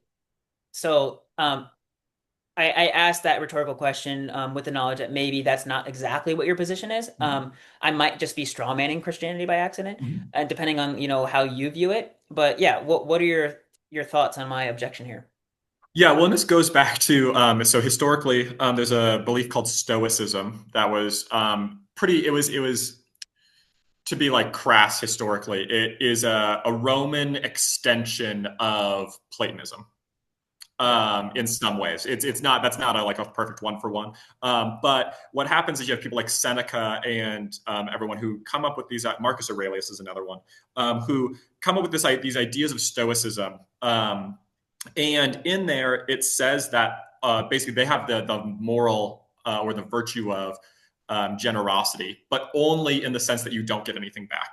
They believe that generosity is only when you don't get something back, or altruism is only when you don't get something back. yeah, That is actually picked up by Enlightenment philosophers in the 17th, 18th, and 19th century, and then unfortunately, that gets kind of like pushed into Western philosophy, but it is not Christian philosophy. And so it can be really easy, even for modern day Christians, to mix those two ideas because they seem to be together, but they're actually not. The Christian idea of altruism or goodness does not say that you can't get something back. It would actually say that it's almost um, it's almost I guess not possible to not get something back when you do good, right? You were talking about like giving and like serving others, you got a good feeling. yeah, Even if you were, so the Christian argument would be, even if you were attempting as much as possible not to get anything back, you would still get a sense of self-pride, right? Like if I was like, I'm not going to get anything back for my service, I'm going to give to people I don't know and that I don't know who they are and whatever, I'll still feel a sense of self pride. So I yeah, still gain something, even if it's a little bit off. And so Christian like ideas wouldn't say that that altruism is only altruism if you don't get something back. That's not a Christian dogma. The Christian idea is that you're out of an outpouring of your love and care for God and for others that you do things that serve God and others. And it doesn't necessarily mean that that has to be at your own detriment. It can be. There's actually a story in the New Testament that talks about there's some people who give they give money to the church and they lie about what they give. They only give or they lie. They only give half of what they have instead of all of what they have, and they lie and say that's all. yeah, And Peter comes back at them and he goes, "Why did you lie? You could have just kept it." Like you didn't have to give it. Why did like just keep it? Like you could have given half, you could have given nothing and just be honest about it. And so in Christianity, the point is that you do good for others out of generosity or out of care for them. And I think this is one of those like mix-ups that Ayn Rand has because of where she comes from, where you're coming uh, from Russia, especially during this communist takeover, where she views generosity or altruism from the sense of communism, and then accidentally transposes that into a Christian framework and assumes that it's the same. Christian generosity has no sense of force and has no sense of you have to lay down your life for others. At the same time, Christ basically says that that's the highest version of caring for someone else is if you care enough about them to lay down your life, right? Jesus does that. God does that. Yeah. He lays down his life for others.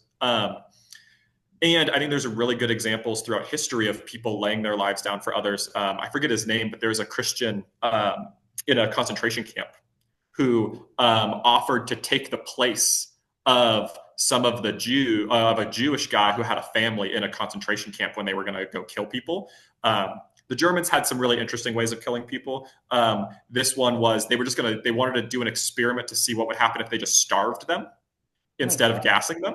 And so they were in there for so long. And actually, this Christian pastor who went in there instead of this Jewish guy, because they let him go in, he had all of them singing hymns for over a month. A And so month. eventually they went in and they just shot him Dang. because they were so disgusted by the fact that these people could feel joy and connection with God while supposedly being tortured. Anyways, so I say that because that's someone I think who's a hero because he actually saved someone's life and that person actually lasted through the war. Um, and yeah, he laid down his life for someone else. And that's not a bad thing, but it's also not required. It's out of your goodness, out of your love for others. It's your decision what to do to help others. And I don't want to ramble, but kind of going back to the end of this, the only reason that that works is because there's an all powerful God who Mhm. is going to make everything right in the end, right?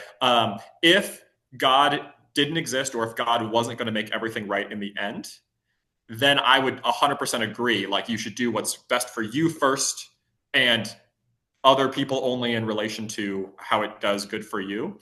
But because God is going to make everything right, it actually makes it worth it to be self sacrificial for others by choice, not by force. Got it. Does that answer the question? I think so. Yeah, I think for me though, like I've definitely observed there are some Christians who talk about it this way, and in which they like, they describe saying they say, oh, you need to be altruistic, and altruism is another one of those terms that I think is a package deal in a lot of people's Mm-hmm. minds. Is there's a strict philosophic sense in which it has a meaning. Altruism also Mm-hmm. translates to otherism. It was coined Mm-hmm. by Auguste Comte, that philosopher, and basically, yeah, again, it's a package deal, I think, in a lot of people's minds where they say, oh, you should be altruistic, meaning hand out food thing, but you get a Mm-hmm. benefit, versus, just doing something because it's something you're supposed to do without thinking Mm-hmm. about the consequences. Mm-hmm. Um, Well, and this which is which why I know at the is very not what you're beginning, advocating for, but yeah, well, this is at the very beginning. I talked about how I couldn't take a random objectivist life or what a random objectivist says and say that that's what objectivism is. yeah, In yeah, the I agree. same Yeah. way, it doesn't make sense to take a random Christian and say this is what Christianity says, right? We have to go back to the source material of what's actually true with the knowledge that people get things wrong from their own source material. I don't know, does that make sense? Where it's like, yes, I'm sure that there are Christians who have blind faith, and I would say stop. And I'm sure there's Christians who have a faulty view of altruism, and I would say stop. Yeah. Well, yeah. And that's tough though, because like it's interesting how no matter what group you look at, Mm-hmm. there's certain ideas that are like, written on paper or whatever, and then there's like a discrepancy between how people act with Mm-hmm. that, source Mm-hmm. text. Um and people don't, run the code, so to speak, of, Mhm. what's actually written down. Um, and even in objectivism, there's a lot of objectivists, and even within Mhm. objectivism, there's infighting. And I think this Mhm. happens in Christianity too, where there's a lot of infighting on, like, there's these schisms and there's denominations, Mhm. and there's a lack of agreement upon, what means what and what one should do. And that's why we have all these denominations. Mhm. And objectivism has that too, to a certain degree. But I find it, what was I gonna say? What I think matters at the end of the day is, like, we know that, self-sacrificing yourself is wrong. That's kind of like, my Why? view in the strictest sense of the term. Yeah, why? It's wrong because morality arises from the fact that we have a life, and if we choose to live, Mhm. then you must act in accordance with what is required in order to live. And that, can involve a bunch of things, like from just eating food up to spiritual values, like, having good conversations, and everything in between. So, um, and self-sacrifice is bad because it negates that, and it negates your ability to do that, because each decision you make to, in a more technical way of putting it, trade a value for a lesser or a Mhm. non-value. Like if I go Mhm. about and give away and sell all of my belongings because I think it'll help people, or I just give it Mhm. away for free. There's no trade. And Mhm. I do it knowing that I'm going to hate doing it. Mhm. Then this is what I view altruism as, is doing things, you know, without seeing any benefit, and actually acknowledging there isn't any benefit to you. Like, you only do it Mhm. because you know there isn't any benefit to you, because Mhm. it helps others, but not because you want to help them, or that because you'll get some type of points. It's that it's Mhm. because it's something you have to do. It's your duty. It's your Mhm. obligation. Full stop. Like, no benefit, no consequence. Yeah, I guess I would say so. Like, and I was trying to find the exact quote. I was listening to some speeches by Ayn Rand the other day. I don't know actually know if it was a speech or if it was like Yeah. a computer reading a text of her, like text that she wrote in like her voice. Um, Thank you, AI. One of the things she talked about was how one of the virtues of objectivism is honesty, Yes. and it's that you are beholden to follow what you believe to be the truth in any given instance. And actually, if you contradict what you believe, then that is a big vice. And I think that actually comes from her, probably from her experience in Russia, where during the communist revolution, everyone's saying, "This is so great, this is so great," while they're getting their businesses stolen, etc. Um, which I think is true. We do have to be honest about our perception. We have to be honest and live in accordance with our perception. Um, but at the same time, I think there's like a little bit of a contradiction there because you've said that a person has to have the highest value of their life. Well, Hmm. what if my honest perception is that your life is more valuable than mine? That Can I self sacrifice in that case? Your life to me is more valuable than my life. I can self sacrifice, right? Well, this wouldn't be what honesty is in the definition of objectivism. So, Yeah. the way you defined it isn't how objectivism finds it from, like, from Okay. the book. Yeah. I've read, like, the source literature of it. Yeah. So, like, in Objectivism, the philosophy of Ayn Rand, which is like this tome, it's like that thick. Mhm.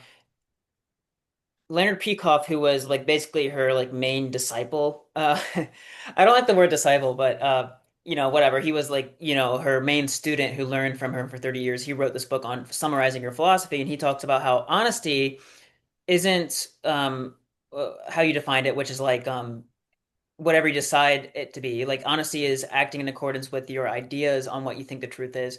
It's acting in accordance with reality. In other words, it's not faking reality. So what this means in Mhm. practice is, you, and here's a deeper concept in objectivism. Objectivism makes a distinction between two fundamental, and different metaphysical views of how, the nature of reality. One view is Mhm. that truth, consciousness is primary, and then the other view is that existence is primary. And Mhm. so what this means is that there's a lot of philosophies that say, okay, there's a consciousness that runs a show, and then Hmm. objectivism says, no, like there's existence, and we have to adhere to the Hmm. nature of existence, regardless of what we think about it. Hmm. And so we have to align our thoughts with what's actually there. And that's what honesty is not faking what's actually there. It's like looking at the facts and going, oh man, I don't like it, but this is the way it is, period. Hmm. And I can't change it. So, and then on the other hand, there's the primacy of consciousness, which is the view that um, there's a variety of views that can come out of it. Is oh, like I can somehow change a reality if I just believe hard enough, which is kind of woo Hmm. woo to me. Or that some other consciousness, like an authority figure, such as Hmm. the government. This is a common view in politics. Like people think that governments give them rights, which they don't. Hmm. They don't just like descend upon you and say you have rights now, and then they can take it away. Like that's just kind of arbitrary. And that would be a primacy of consciousness view because they're treating the consciousness of the government, the mind of the government, as what dictates reality. When reality is, we have a certain nature and we need to be able to act in order to live, and individual rights is recognizing the fact that we need to do that. And that's a whole nother discussion. But and same thing with Christianity. I think Christianity is a primacy of consciousness view because it's putting God's consciousness as the consciousness, the mind, the the spirit that rules over everything and dictates how things are the way they are. Um, and so to get back to what I was saying with I'm kind of losing track here, but I Yep. think Sorry. yeah, we're zooming in on the primacy of Hmm. consciousness and the primacy of existence to make I'm trying to make a distinction here to say that um this is why honesty is not faking realities because in my view, the objectivist view is that reality is primary and it doesn't make sense to fake it. It doesn't make sense to evade it. You just have to accept it because it is what it is. It's reality. Um, Hmm. and yeah, that's my view. And I think Hmm. yeah, we've been on my second objection for a while now, so we can probably You're get good. to Yeah. What's your third objection? yes, my third one is and I'm sure I have an idea what you're going to say to this. Basically, my third one is given my definition of faith. My definition of faith is that, it's belief in something to be as true in the absence of evidence or even in direct contradiction to the evidence. So, like, for Hmm. example, to me, like, the idea that the world was created in 7 days, Hmm. creationism, is not founded in fact, and there's no evidence that that actually had occurred. It is entirely faith-based because there's actually evidence to the contrary. In fact, um, and we could go into a few of the details of that. And I'm like no evolutionary scientist, but I have Hmm. looked into it a little bit, and I kind of see like, oh, like there is something here that the evolutionary scientists are getting at, and why they have Hmm. come up, not evolution, but oh, well, evolution is part of it. There's also like how the Earth formed and all that, so geologists and meteorologists, but. Hmm. I digress. My view is that faith cannot be the means of knowledge as I define it.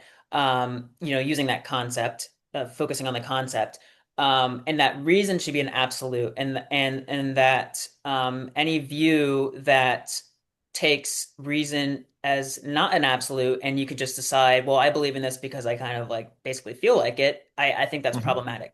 Again, we've discussed, and this is something I wrote before, we had this discussion. I know your position isn't exactly this, but Hmm. how would you, counter argue what I've just said? Yeah, I think if we look at Christianity, and we've talked about earlier a little bit earlier, so I'll try to keep it short for time's sake.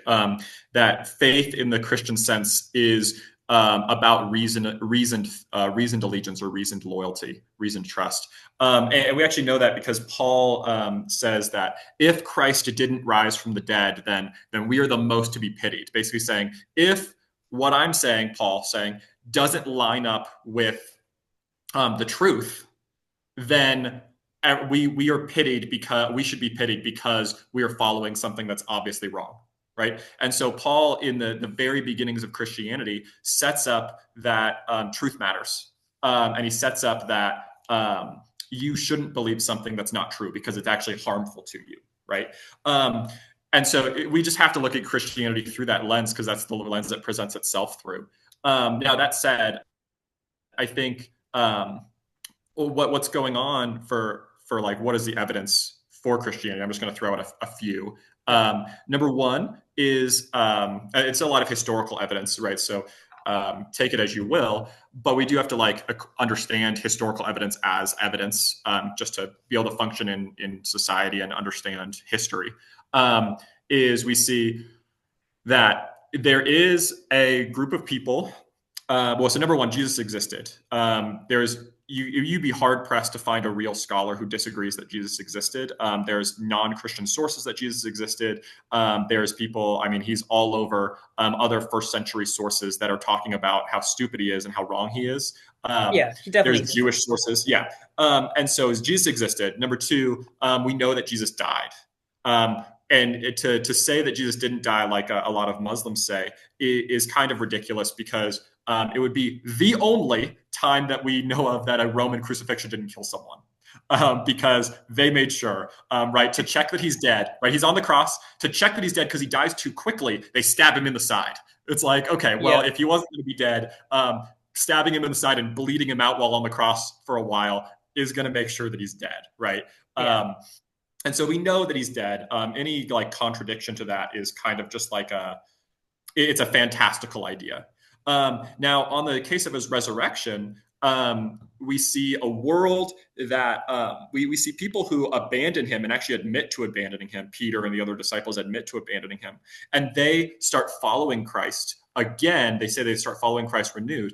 Well, as they do that, they start being killed. Historically, they start being killed. There is some like there's some stories that are a little bit hard to have evidence for historically, but most of them we see are killed in different ways. We see that they're threatened with death, that they're beat, that all of these different things. Yep. And there's this idea that most people or a lot of people would be willing to die for what they believe is true, right? A lot of people would be willing to die for what they think is true, but you would not have 12 people or even 500 people, like is talked about in the New Testament, be willing to die for something that they know is false. And so, if the disciples who are the ones with Christ are willing to die for Christ, and they're being told, and this is how it went, right? You're being told, tell us that you're lying or we kill you. Well, if I was lying, and if anybody was lying, they would say, "Yep, I was lying." The disciples, unlike every other world religion that started, excluding Judaism, they have no benefit in this life towards what they teach. They don't gain power or money like the like the disciples of Muhammad gain. They don't gain influence. What they do is they gain a lot of poor people who follow them, and they gain nothing from it, and they're willing to die for it. Yeah. And all of them, without exception, are willing to die for it. Obviously, historically, John doesn't get martyred. He gets sent to the island of Patmos. But anyways, so that's just one example of like a historical evidence that says, hey, I have to understand that and I have to take that into account for what actually happened. And if that actually happened, there's a bunch of other ones too about how like that Jesus rose from the dead. If Jesus actually rose from the dead, then we have to figure out what that means and why, like what's going on there. Yeah, Got does it. that make sense? Yeah. Yeah, it makes sense. Yeah, Um, I definitely heard this before. Yeah, for me, I still think even if you look at all these, eyewitnesses and the way they behave, there's other explanations for why they did what they did. Like you can point to what's that example? Jonestown, I think. mhm. Or yeah, there's all these people who basically join this cult. For those Yeah. who don't know, they join this cult and they basically drink Kool-Aid and they all die, like hundreds of people. And so like I don't think it's unprecedented that, people can't believe crazy things and do crazy things that obviously don't serve them. Do you know what's a really interesting point about Jonestown? What Is is that it? most of them tried not to drink the Kool-Aid, and they drank the Kool-Aid at threat of a gun. And so actually that example is helpful towards Christianity because those people who were the most brainwashed, most convinced of its truth, when it got down to forcing their kids specifically to drink the Kool-Aid that had poison in it and that they knew had poison in it, they said no until they were going to be shot in the head. Okay.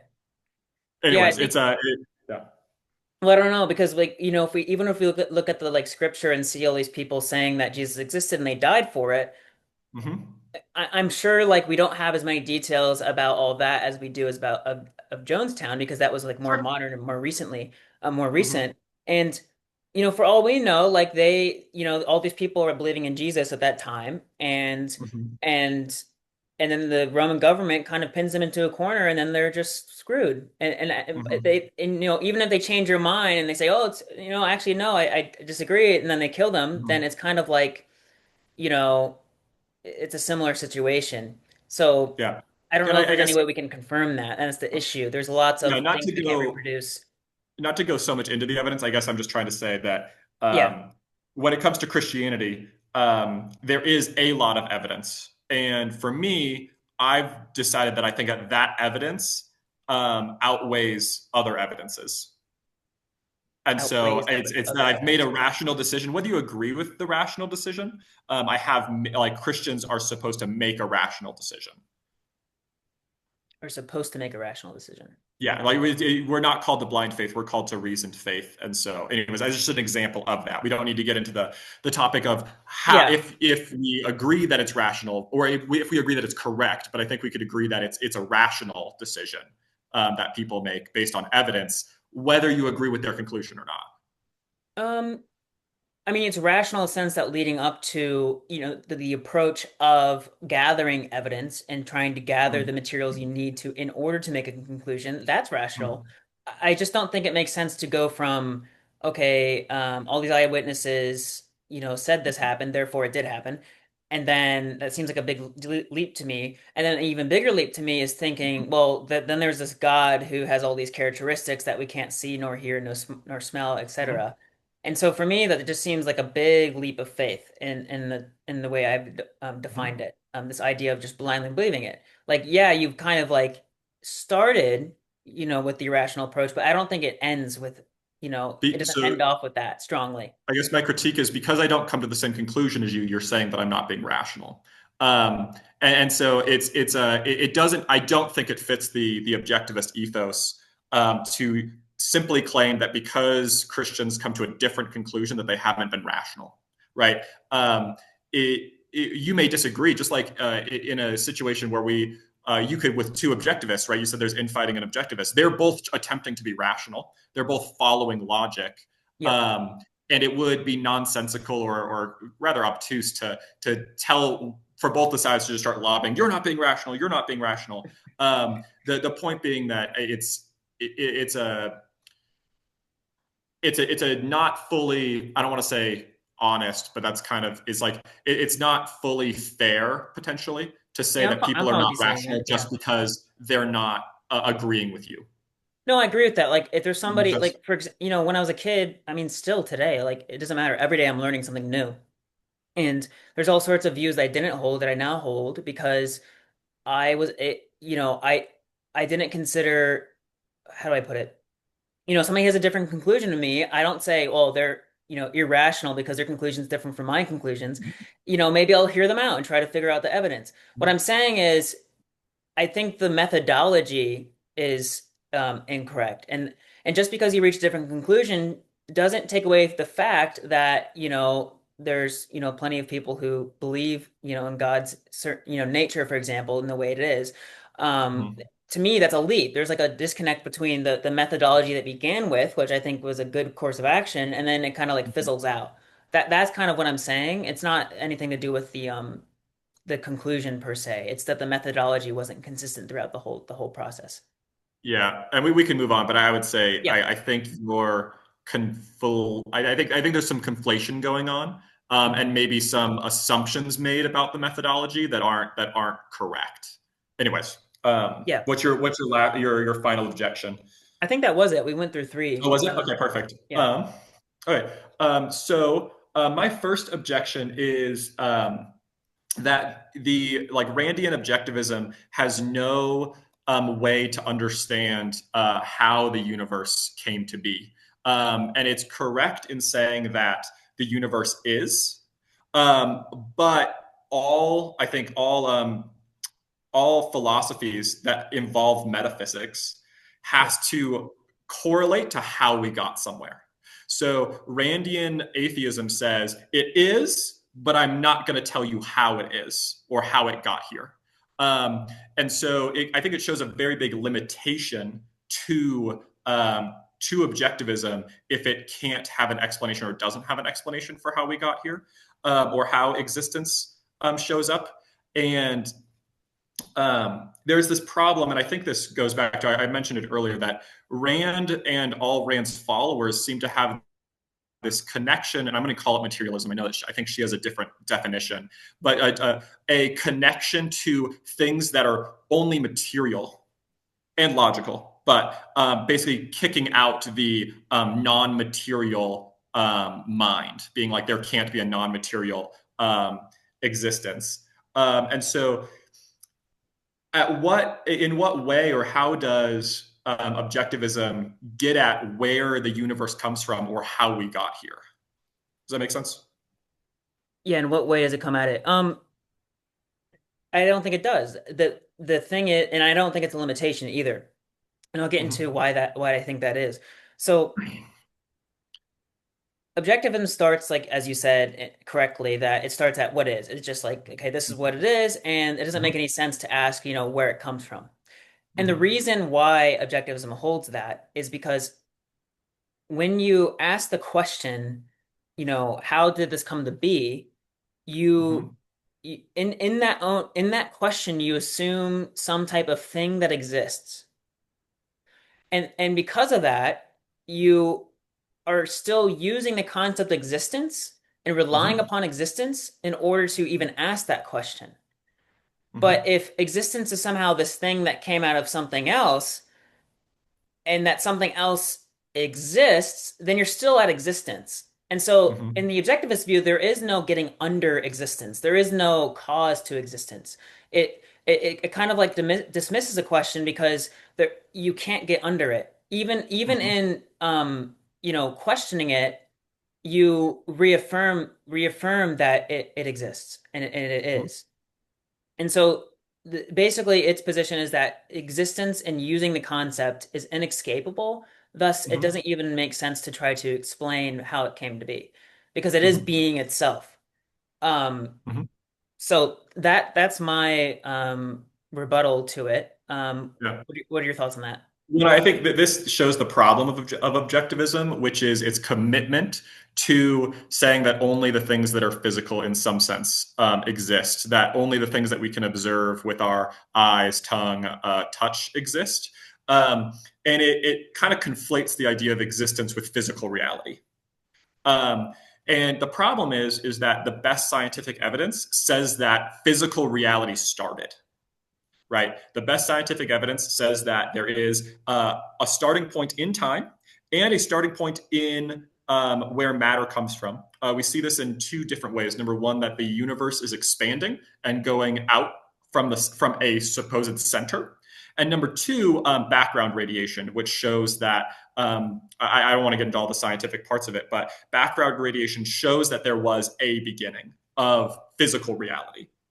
And so the fact that objectivism doesn't have a way to understand physical reality or like how physical reality came to be, and then it, no offense, kind of hides by saying, well, we don't know and we can't know. It kind of assumes, it enters the argument partway through. And it assumes that there's not a non physical being that created physical matter.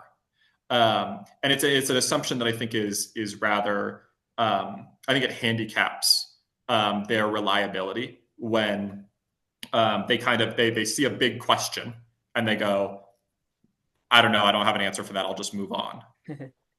Yeah, I get what So you're saying because yeah, just to say one last thing so we can move yeah. into your next objection. One, I want to clarify that objectivism is not materialistic. Not like, well, Well, again, I materialistic. say I think we define materialism differently. Um, Yeah, but even the way you like unpacked it, you unpacked it saying yeah. kind of something like objectivism conflates existence with physical existence, Mm-hmm. which I don't think that's the case. Like there's Mm-hmm. existence objectivism acknowledges the existence of concepts and ideas. Yeah. Ideas don't have a physical existence. And so Mm-hmm. like it's funny because like objectivism has to acknowledge the existence of ideas because it's using ideas. Um, Yeah. and it does so explicitly too. So That's why I said that it gets rid of a spiritual personhood. spiritual personhood, what does that It, mean? it, it says that a spiritual personhood is impossible. That's what I mean by materialism. Um, oh, you mean like a spiritual aspect of oneself? Like apart from No, no, one's no. A material fully being? spiritual person, meaning God. It Oh, it it says that a fully spiritual personhood is not possible, or it rejects that out of hand. not out of hand. It rejects it on the fact that to exist is to exist as, something in particular. And we know that, by all accounts, that when we look inward, we have a spirit, we have a mind, we have a consciousness, we can see it Mhm. by introspecting, see it in like the introspective sense. Um, Whereas with God, it's kind of like God is this invention of man that is this detached spirit that isn't a part of any body. And it's like, supernatural. It's super, That's what I mean by up, materialism. yeah, it's up above the, Hmm. the physical plane, basically. Hmm. Um, but this isn't to say we don't have, a non-material aspect of ourselves. Well, and so that's why I said we have a different view of what the word materialism is. I'm specifically Yeah. saying that they disagree with the supernatural Yeah, and its yeah. possibility.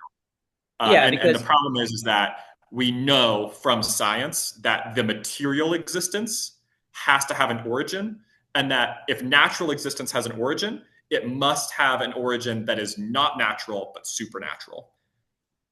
yeah, but Anyway, so here's my final objection. So if the yeah. assumption is that, because kind of like the implicit assumption here that tell me if you disagree with this, that all things have a cause. Hmm. Now the issue with that assumption is that um if we assume that to be true, and then we get to God, and then we're like, Hmm. cool, God caused existence. But then we still have Hmm. that assumption, okay, like all things have a cause. Okay, what caused God? And then you have Yeah. to go further from there. You can't just Well, so stop there and that's just say, well, we have an endpoint. I put the endpoint yeah, at existence, and then Christianity yeah, puts the endpoint at God. And I don't think it makes sense to take that yeah. extra step. So the problem is, I wouldn't agree that all things have a cause. Okay. And I would say, very simply, and just removing the philosophy of it, scientifically, we know that the physical reality, the natural world, has a cause based on science. I don't think we And know so if that. we, well, no, I mean, then this is where Randian philosophy just completely kicks back against science. Based on background radiation, the expansion of the universe, we 100% know that there is a beginning point of reality, of a physical reality of the natural world. And so A the fact beginning that point from what? well, that's the point, is that it has to be from a supernatural thing, because every physical thing goes back to a cause that we don't know what it is. And so the fact that Randian philosophy ignores a scientific like consensus that there is a beginning of the natural world, in my mind, it's a big pushback against objectivism as a whole. And Yeah. I'm not saying that God has to be that, or that my God has to be that. What I'm saying is there has to be something. And if that Randian philosophy says there isn't, shows that it's kind of defunct in that way. Um, Yeah.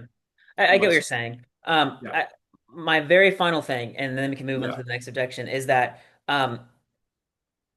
objectivism as a whole is that causality operates within existence. So to say that there's some type of cause to existence, even if a bunch Mhm. of scientists say so, it doesn't matter what they say. Mhm. Like, they can say there's a cause, but they have to prove, what they don't have to prove what it was.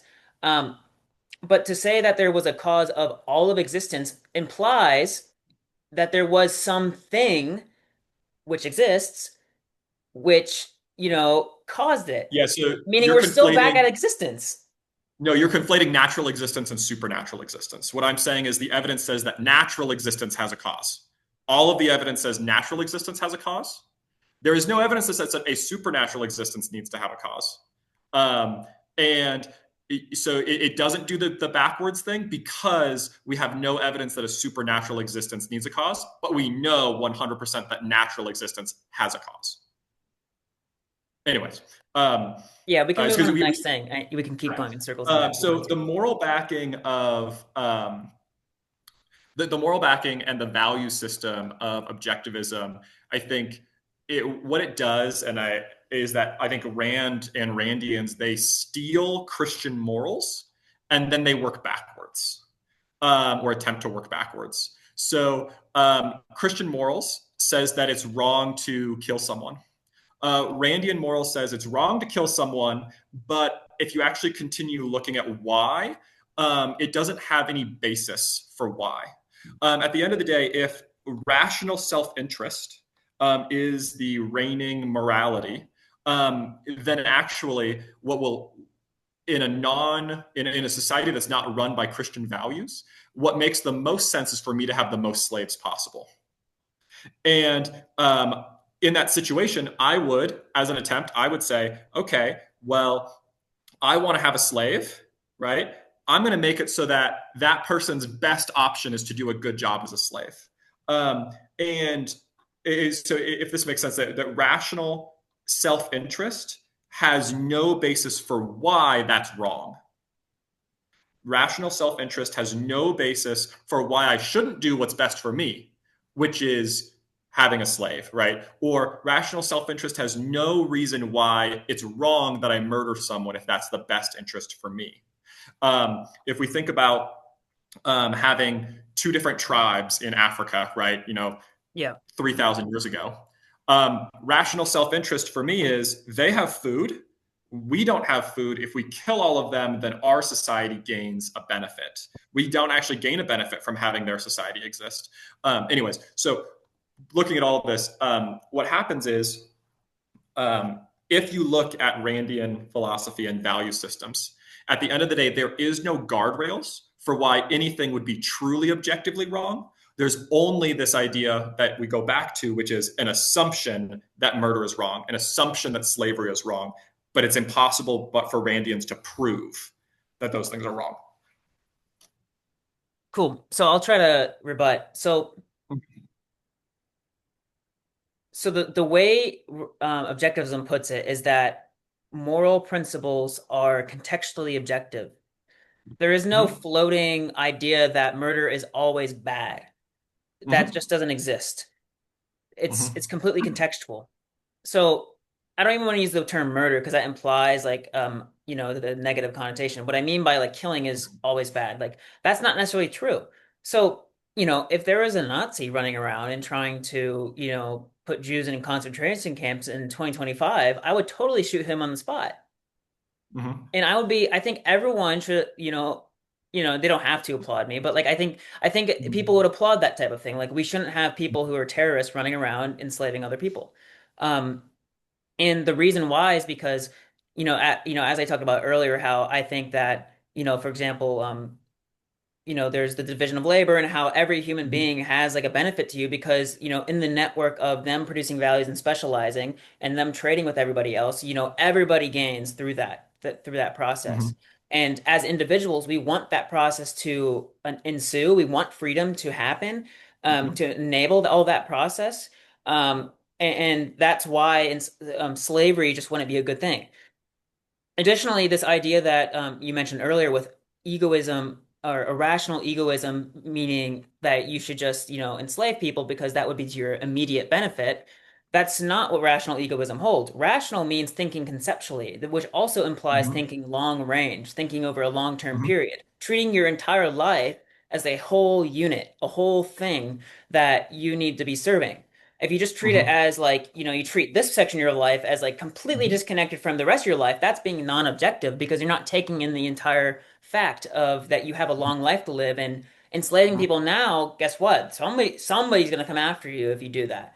And not only that, like I would have psychological torture if I did that because I want to see other Mm-hmm. people succeed. I want to see them free. I want to see them to be able to trade and engage in this division of Mm-hmm. labor. So I think this idea that that would be a rational course of action is incorrect. It would be a completely irrational thing to enslave people in the objectivist view. So that's my retort. Yeah. So again, the problem is that and it actually shows that you had to switch away from murder to kill because Randian philosophy objectivism only exists in a Christian framework. It only exists when we assume Christian morals. There's a guy named Idi Amin. Idi Amin was the, I guess, president technically of Uganda for a long time. He was a cannibal. And he enjoyed kind of just killing people and throwing them in the Nile. It's actually the reason why Nile crocodiles eat people. They didn't until Idi Amin threw so many bodies in the Nile Oh my that they God. forgot how to fish. Literally happened. And the problem is that you said, well, we have to look long term. Well, let me tell you the story about Idi Amin. Idi Amin, he was put in by I think it was a British government over Uganda. He went to Oxford. He was an African. He went back. He took it over. He made sure that he was the president for life. He ate people. He killed people. He became extremely wealthy. When there was a revolution, he left with the entire treasure of Uganda and moved to Oman, where he lived and died of old age as one of the richest people in the world. Well, rational self-interest. God. This is the problem. There is no way that a rational self-interest person can say that's wrong because he rationally lived his best life until he died. And only a Christian set of morals and only living inside a society that has a Christian set of morals can actually tell you that what he did was wrong.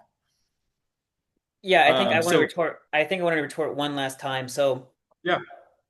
um, let me think here. So you talked about murder and how I'm operating within a Christian worldview. I just think that's not the case because we can look at existence, we can look at like the nature of our, of human beings and that we need to be able to think in Mhm. order to act, and that as a result of all the benefits we get from other people being free and being able to trade with each other and specializing and producing values and creating an amazing, world because of that, a more Mhm. prosperous world by working together and not killing each other and cannibalizing each other, um, that is something we can objectively see to be the case. And this idea that this is somehow in the Christian framework doesn't make any sense Mhm. because it's not. It's simply something we can see independent of the Christian framework. You can see this even if you're in a different religion and you maybe you've never even been Mhm. exposed to the Christian framework. You can observe this. Mhm. Even if you were an Why alien. why is human flourishing a positive thing? So human flourishing is a positive thing because once you decide to live, again, like Mhm. it doesn't, it's only a positive thing in the fact that once you decide to live, it is the thing that you're going after. It's the goal that gives rise to the need for morality. Well, Without the decision to live in the first place, there is no mhm. need for morality. so so that gives me a reason why I want to live. Why do I care about human flourishing? Like in general, Yeah, or and this is earlier. You said that that objectivism is not utilitarian, and then I think you actually made a very utilitarian argument when it came to morals. Um, and the problem is that, and this goes back to the assumptions that are at the bottom. The assumption is that human flourishing is in some sense good. Well, when it coming from an atheistic framework, I have no reason to believe that human flourishing is good. Rational self-interest says that rationally, how can I have like how can I get the most or have the best life that I can have? And that runs across and attacks a lot of the morals that we hold dear. Where like why should I not do evil things in the path of getting more for myself of more self-interest? Like if someone could get away with it, let's say someone's a sociopath so they don't feel bad, okay, Mhm. and they theoretically 100% will get away with doing with tons of terrible things, but they're going to end up being rich for it and they're not going to feel bad about it. And like Idi Amin, they're going to have no real problems at the end of their life. Why would that person be why would that person be evil or wrong?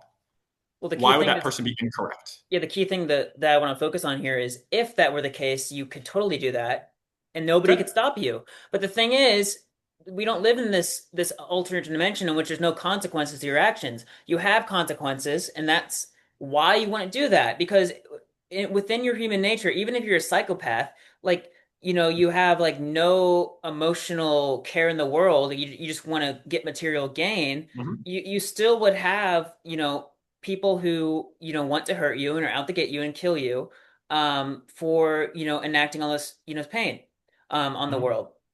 And additionally, with this Uganda guy who's obviously terrible, like this guy's crazy. I Mhm. haven't heard of him, so it's Oh yeah, he's a very story. interesting person to read about. Yeah, I'll have to read about him. Yeah, because I've never. That's like the most nuts person I've ever heard of. But just to kind of focus on this, I don't think he's being rationally selfish because if he really was, he'd be thinking very, very long range and globally in the sense of um, the division of labor and thinking, okay, if I have all these people who live and can are free to act and produce values, then all of this wealth that he has means something. The wealth, all this money. So like it's Mhm. just a number in his bank account if there's nobody to trade with. And so it would be completely irrational to just gather up a giant number for the sake of what? For sitting at it and looking at it and how, liking it being a big number. That would just be completely anti your life. So I think he was being entirely irrational and evil. So Yeah, I mean, so yeah, and here's the problem is that, and then we can move. I'm good yeah, without doing the last objection. We can move to closing statements, but the problem is that if you look at his life and a ton of other people's lives, he's just an example I have for me. Um, actually, we this is where we see the novels of Ayn Rand break down. The novels have people have consequences where sometimes people in the real world don't. And yeah, he actually did have people to trade with. He left his country, right? What he did was he took all the money and all the stuff from one place and he went somewhere else, and then he had all the people to trade with that he could possibly want in the Muslim world. And so I think this is a good example of someone who shows that the whole rational self-interest thing breaks down because it's not possible to say that what he did was evil, because if you look at his life, he had everything he wanted for his entire life and had his best life the whole time. And there's just no way to critique that from the Randian perspective. Anyways, do you want to do closing statements? yeah, we can do some closing statements. Yeah. Do you want to go first or second? I'll go second. I want to see what you do. Yeah. Okay. So the problem for objectivism again is that um, Rand, what she does is she leaves Russia physically, she leaves communism physically, um, but her commitment to atheism shows that her mind is trapped in communist atheism the whole time. She has this wild swing against communism and goes super laissez-faire capitalist, which I agree more with laissez-faire capitalism, right? But what she does is she brings in this atheist mindset that actually destroys the system that she tries to create. And for that, she works backwards to try to create the system of morals that doesn't actually have any real foundation. Um, at the end of the day, Ayn Rand was looking for something that she couldn't find. She has no basis for morals. She has no basis for how the universe or how the physical universe was created. And at the end of the day, she asked the question, who's John Galt? And hopefully, I don't know if I'm right on this, but the way that I look at Atlas Shrugged is the reason that they ask the question, who's John Galt, is that whenever someone says, why are things going wrong? Why are things going wrong? Why are people disappearing? They say, who's John Galt? And the point is that John Galt did the greatest thing. In the book, he creates an engine that basically creates almost infinite energy. Mhm. But no one knows who he is because they rejected him. And he went away and he got a following of people who were going to follow his way instead of the rest of the world's way. Well, who's John Galt? John Galt is Jesus Christ. John Galt is the one who Jesus Christ who made the way forward. That he made the way to reconcile ourselves to God. He made a way for us to understand truth and morals, and he made a way for us to be in relationship with God, and then to be in the life everlasting. And Ayn Rand couldn't find him because Ayn Rand her whole life was asking not who's John Galt, but who's Jesus Christ. I don't want this one. Good retort. I like that.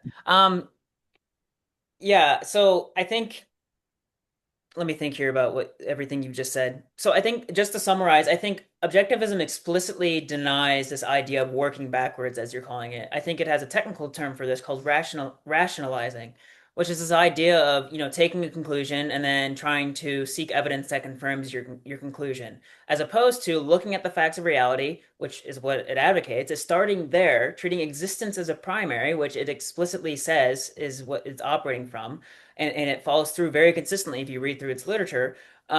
This idea that you start from there and then you induce principles and you get to these conclusions. There's none of this, oh, I'm a mad atheist escaping communism, so therefore I'm going to rationalize my way back to John Galt, and he's actually like this like allegory for Jesus Christ. I don't think there's any of that going on. I think that, Ayn Rand wasn't operating from starting with the premise of I'm an atheist, so therefore I'm going to develop a whole philosophy to confirm it. Atheism is simply a product of her philosophy. And this is how I hold my atheism. It is simply a position that I hold, which is simply a lack of belief in God. That's pretty much all it is. I lack it. Um, and the reason I lack it is because I think the claim that there's this God who has these crazy attributes that nobody can, actually explain to me and how he actually exists, it doesn't add up rationally. And I think this whole idea that we need to, somehow conjure up the supernatural world in order to explain him is in fact what the rationalization is. So that is my closing remark.